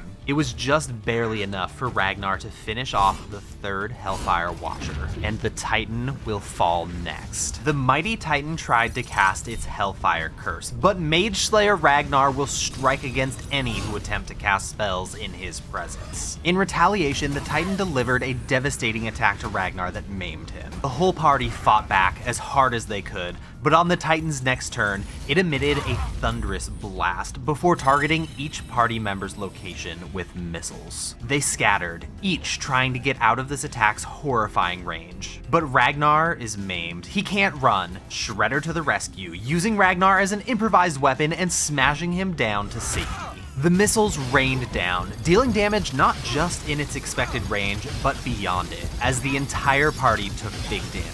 Another thunderous blast, sending both Freya and Ragnar flying off their feet. Merlin grouped up on Freya and they both threw health potions, splashing its healing effects all over their wounds. Shredder attempted to do the same with Ragnar, but Ragnar the Ravager didn't throw any potions. He howled in rage, healing himself with his unrelenting ferocity as he charged back to the front line. The Titan cursed Ragnar, but it won't deter him. Freya is beyond her hand crossbow range and used True Strike to give herself a better chance of landing an attack, but it still missed. True Strike really is a terrible spell. While the party tried to stay out of the Hellfire and attack from range, Ragnar had a different strategy in mind. This Titan will be forced to fight him, Hellfire be damned. Ragnar will be the final boss that this Hellfire Titan ever sees. He absorbed every attack, all while roasting in Hellfire, all to ensure that his friends could focus on attacking from relative safety. But after maiming Ragnar, the Titan turned its attention towards Shredder. Unacceptable. Ragnar chugged a healing potion and cleared the maim effect to get just enough movement speed to strike at the Titan from behind. Shredder doesn't have any throwing weapons left. He's just reaching into his pack and hucking whatever sword or great axe he can get and hoping for the best. Unfortunately, the Titan showed perfect battlefield awareness, dropping into its defensive assault stance at the worst possible moment. As the Titan targeted the battlefield, Ragnar's mighty wounds finally caused him to lose consciousness. There's a sea of hellfire between him and Freya or Merlin, and Shredder can't move fast enough to carry Ragnar all the way out of the targeting circles to safety. Is this the end of Ragnar the Ravager? There's only one person in this room who can answer that question, Merlin. And with his actions, Merlin replied decisively. Ragnar the Ravager will not die in combat today. Merlin misty-stepped across the Hellfire before casting Dimension Door to teleport himself and Ragnar to safety. Or at the very least, he teleported Ragnar to safety as Shredder entered the room behind him and shut the door. Both Shredder and Merlin tucked themselves in the corner to wait out the bombardment, and each second they spent staring at each other felt like a lifetime for Merlin. Only Ragnar wasn't safe just yet. The Titan opened the door and entered the room before slamming his massive blade down onto Merlin. But despite his wounds, this moment is the most powerful Merlin has been for the entire battle. His secret is out, so there's no longer any reason to hold back. He chugged a potion of speed and whipped out a scroll of chain lightning. The first bolt didn't do it, but the second, yeah, that did the trick. Merlin caught his breath and turned to face Shredder, but it happened so quickly he didn't even have time to speak. A hammer to the chest, a right hook to the jaw, slammed onto his back, a stomp, and another right hook. Freya knew just what she'd find when she rounded the corner and immediately helped Merlin to his feet without a moment's hesitation. Then she stood silently, waiting for Shredder to gather his thoughts. Shredder said 4 words. Why you no fight? I'd never hurt you, Shredder. You're my friend. If you want to kill me, I won't stop you. Not with magic, not with my bow, not ever. Shredder thought about it for a moment, then turned to face Merlin and simply said, Friends, no kill friends. Before he stepped away to tend to Ragnar's wounds. Ragnar was too injured to revive right away. In fact, he's not going to wake up for a while. They moved Ragnar to camp before returning to put an end to the steel foundry for good. The Gondian rigged the place to blow and the party took off running, escaping just in time. The steel watch has been destroyed. Back at camp, Freya talked to Shredder. She told him that she's come to understand that magic was never evil. The way Balthazar used magic was evil. Just like the way the Druids used magic was good. All that matters is how it's used. Shredder simply nodded to show he understood. Then Freya showed him some of the magic items she's been using and even presented him with Nirulna, the legendary trident. Whenever it's thrown, it'll magically return to his hand while also dealing massive damage to everyone around his target. She told him to hold onto it just in case of emergency, but that he can't use it around Ragnar. She just doesn't think that Ragnar will understand. In truth, Shredder only ever hated magic because his friends hated it, and because it had hurt his friends. Now, he's not willing to embrace it to the extent that Freya is, but he can see his friends aren't going to survive the coming battles without getting stronger. So if magic will help him protect his friends, he'll happily use a couple magical items. Assuming that's what his hand happens to grip when he reaches into his pack. This is a big shift in priorities, and with Ragnar still out of commission, there's only one thing to do. It's shopping time! Shredder hung back with Ragnar, but Merlin and Freya hit the town and scooped up the most powerful magical items they could find. They restocked their potion and elixir supply as well, and by the time the day was over, all three of these members of the party were drastically more powerful than when the day began. Merlin's items mostly made his spells harder to resist, but Freya told him it's time to take off the kid gloves and become a real barbarian. The only problem is that Merlin's archery gloves have been the only thing giving him proficiency with longbows, but he's gotten a lot of practice in with this bow, and he's become a bit of a barbarian himself, and as such, the kid gloves are in fact coming off, in favor of gloves that increase his dexterity. Freya's battle experiences enhanced her ranger abilities, adding spell slots for Hunter's Mark and Ensnaring Strike, as well as the archery fighting style. And thanks to her magical tiara, her accuracy increases on enemies marked by her magic. Shredder's enemies will never see him as anything but a terrifying barbarian,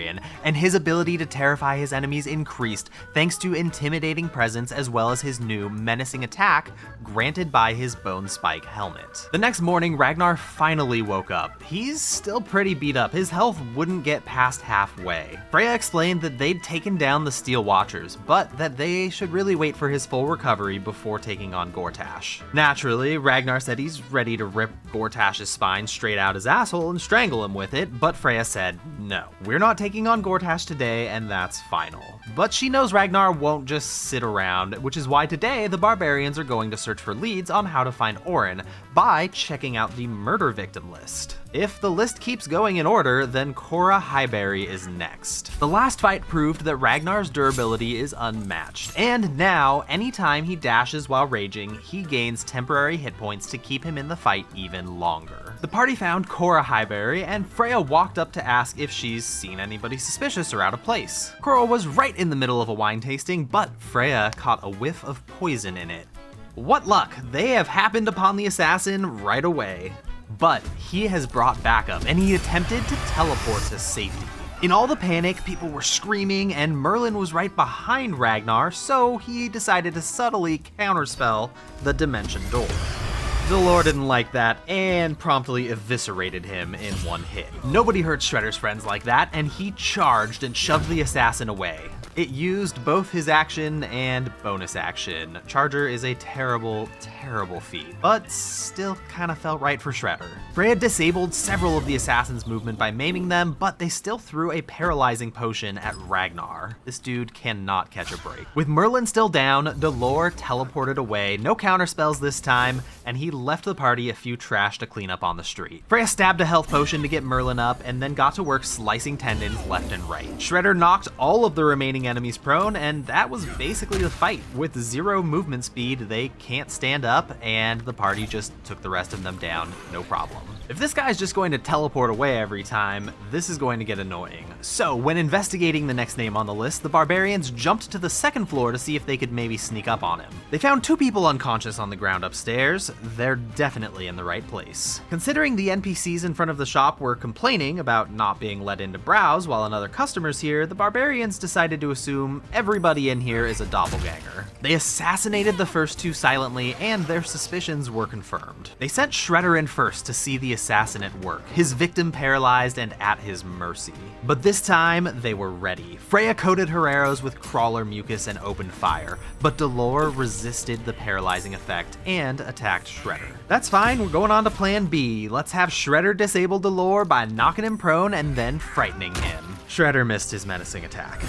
Merlin, you're up with plan C. After shooting his bow, his Ring of the Mystic Scoundrel allows him to cast an illusion spell as a bonus action, and with subtle casting, there's no evidence that he's using magic at all. Phantasmal Killer took hold, which will deal psychic damage every turn and prevent movement. Now we've got him stuck in place. Dolor tried to turn invisible, but the psychic damage caused him to lose his composure and reappear. And most of the rest of the fight was pretty much just done Shredder style, until our party was victorious. On Dolor's corpse was a note detailing exactly how to gain access to the murder tribunal. Another challenging task that would be best left until Ragnar fully recovered. At least the streets are a little safer now thanks to our party. The note they found said to go beneath Candle Hollow's quiet tombs, but the party didn't know where Candle Hollow was in the city. It's not a well-known business or location by any means. So they headed to the center of town to ask for directions. A terrible mistake. Ragnar set his eyes upon sorceress sundries for the first time. Magic users brazenly practicing their craft and inviting others to do the same. Ragnar told the party that they had to take down this evil magic shop for the good of the city.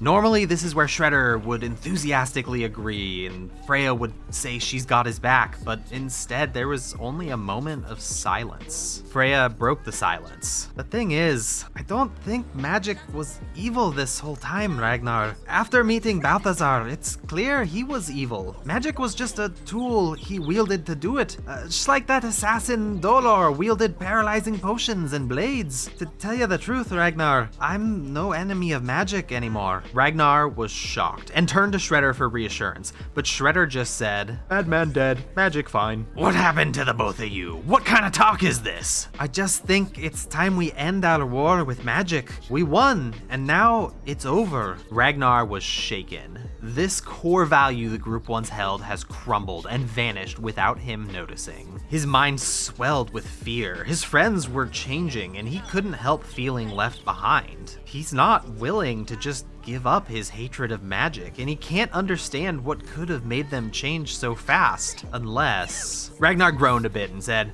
I think that last battle was a bit much for my wounds. Why don't the 3 of you check out Candle Hollow and I'll just rest back at camp? And without waiting for a reply, he walked away. It's not like Ragnar to walk away from his problems, but in this instance, it might be a blessing. The coming battle will be challenging, and giving Merlin free use of his magic and putting Nyrulna in Shredder's hands could make all the difference. The party followed some directions and found Candle Hollow's tombstones. They had the key to the front door and the passcode to get through the secret entrance to the murder tribunal. 3 Death Knights blocked their path, but defeating them was child's play with Merlin's magic. He used an arrow of many targets to build up his arcane acuity, then pulsed a fear wave at them, sending them running in terror with their weapons on the ground. Freya used Hunter's Mark to increase her damage and accuracy, while Shredder hucked Nyrulna for massive damage. The rest of the battle, the Death Knights were Merlin's playthings, running in fear without even a sliver of hope. From this encounter, the party leveled up just in time to face the murder tribunal. Merlin's combat skills increased even further as a barbarian, with reckless attack making his risky ring no longer necessary. Freya became a Gloomstalker Ranger, providing her with an even larger bonus to initiative and an extra attack in the first round of combat. Shredder gained Relentless Rage, making it even harder to finish him off than it already was. The murder tribunal is led by Saravok Anchev, and by talking to him we learned that Orin leads the Temple of Baal, hidden under the city of Baldur's Gate and accessible through the sewers. That's really all we needed to know. Time to take this brute's head. Shredder's first attack on Saravok caused him to teleport forward and counterattack,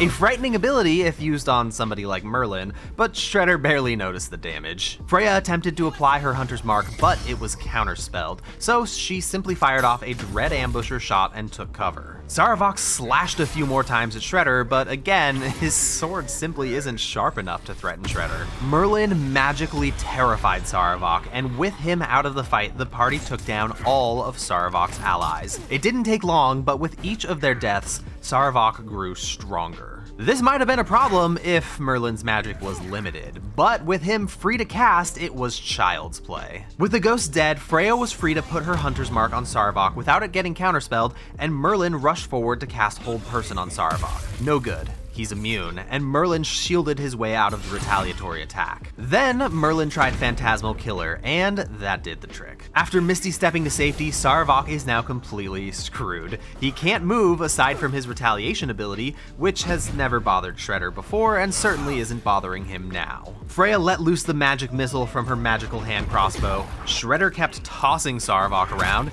and before long, Sarevok succumbed to the overwhelming power of Merlin's magic. In death, you will. The murder tribunal has fallen, but this battle isn't over. Ragnar's suspicions turned out to be spot on. There was definitely something wrong with his friends, which is why he'd followed them. You might have seen him hiding in the background a few times in the past couple minutes. After all, stealth doesn't come naturally to him, but he did manage to stay undetected by his friends, and he has quite a story to tell them. Well, I see you managed to take Sarevok down without me. An impressive accomplishment. Reminds me of the time I took down a powerful wizard. Ragnar, how long will you— Shut it!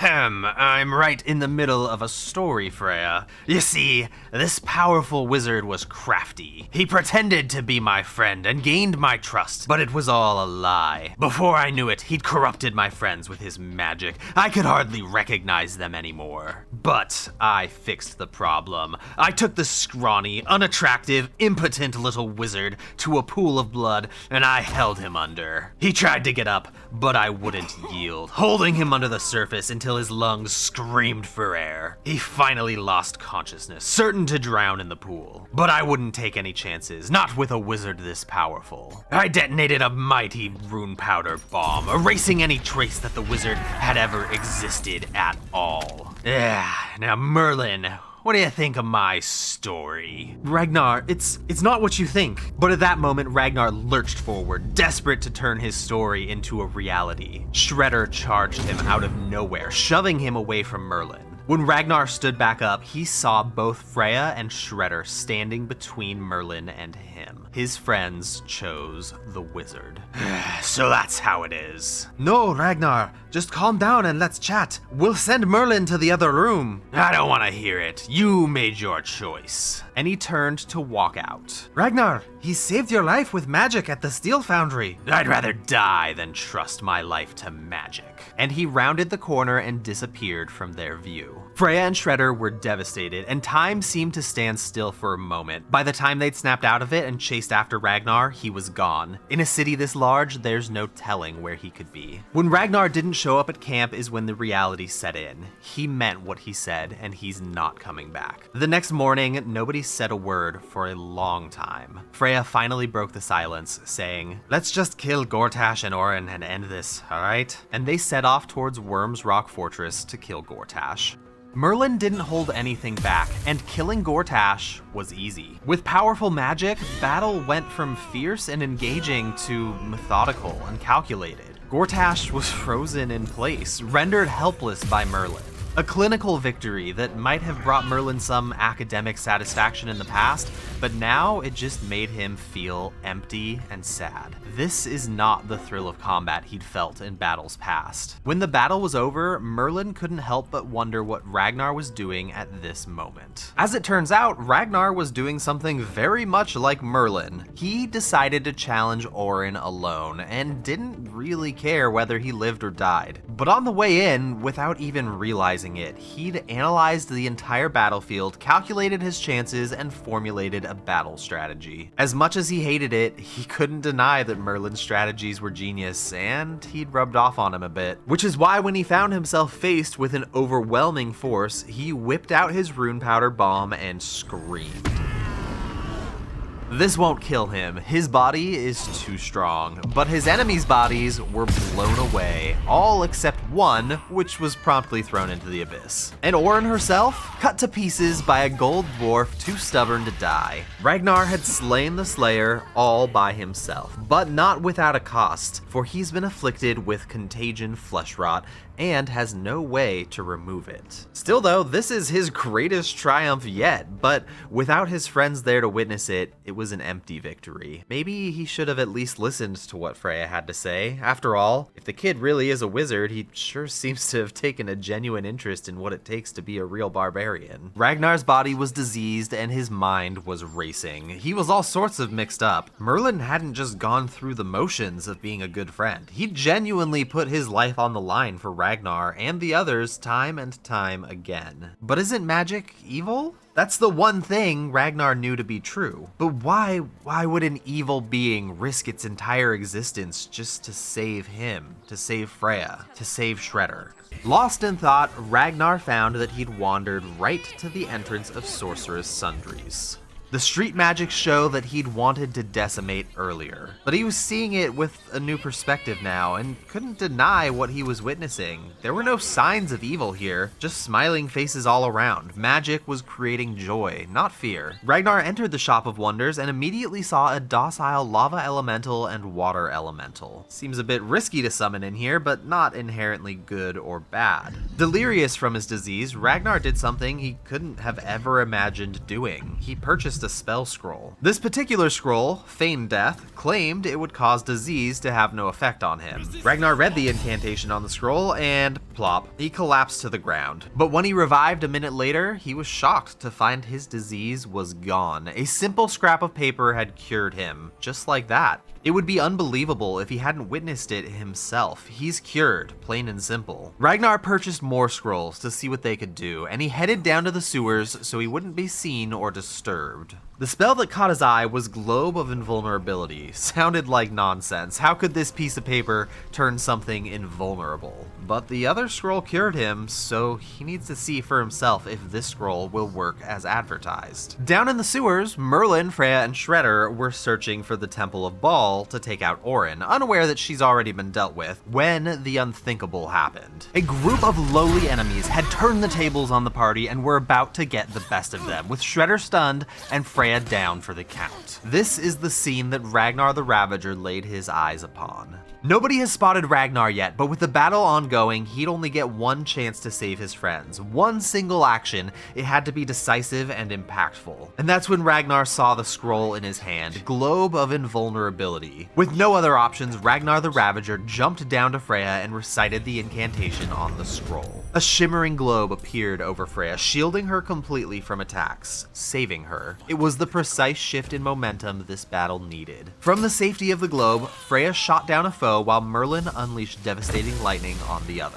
Once Freya chugged a few health potions to recover, she faced Ragnar and said, "You did this." "I did. Now let's finish what we started." Freya smiled and said, "Orin won't know what hit her." But Ragnar pulled out her netherstone and said, "She didn't have a clue. It's the Netherbrain's turn." Then Ragnar faced Merlin and said, "You'll fight like the barbarian you are in the battle to come.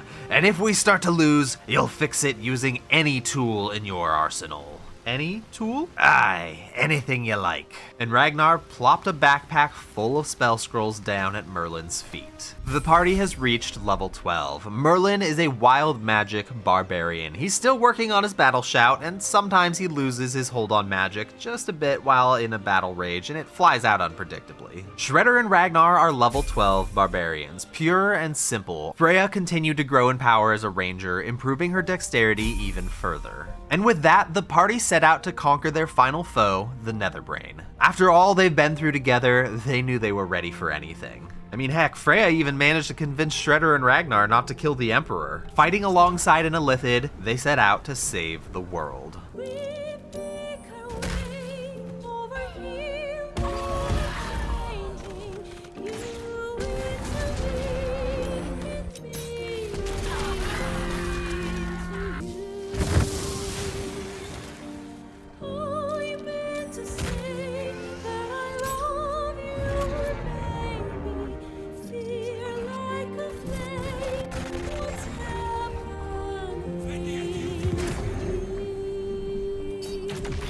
Oh fuck! Did I just?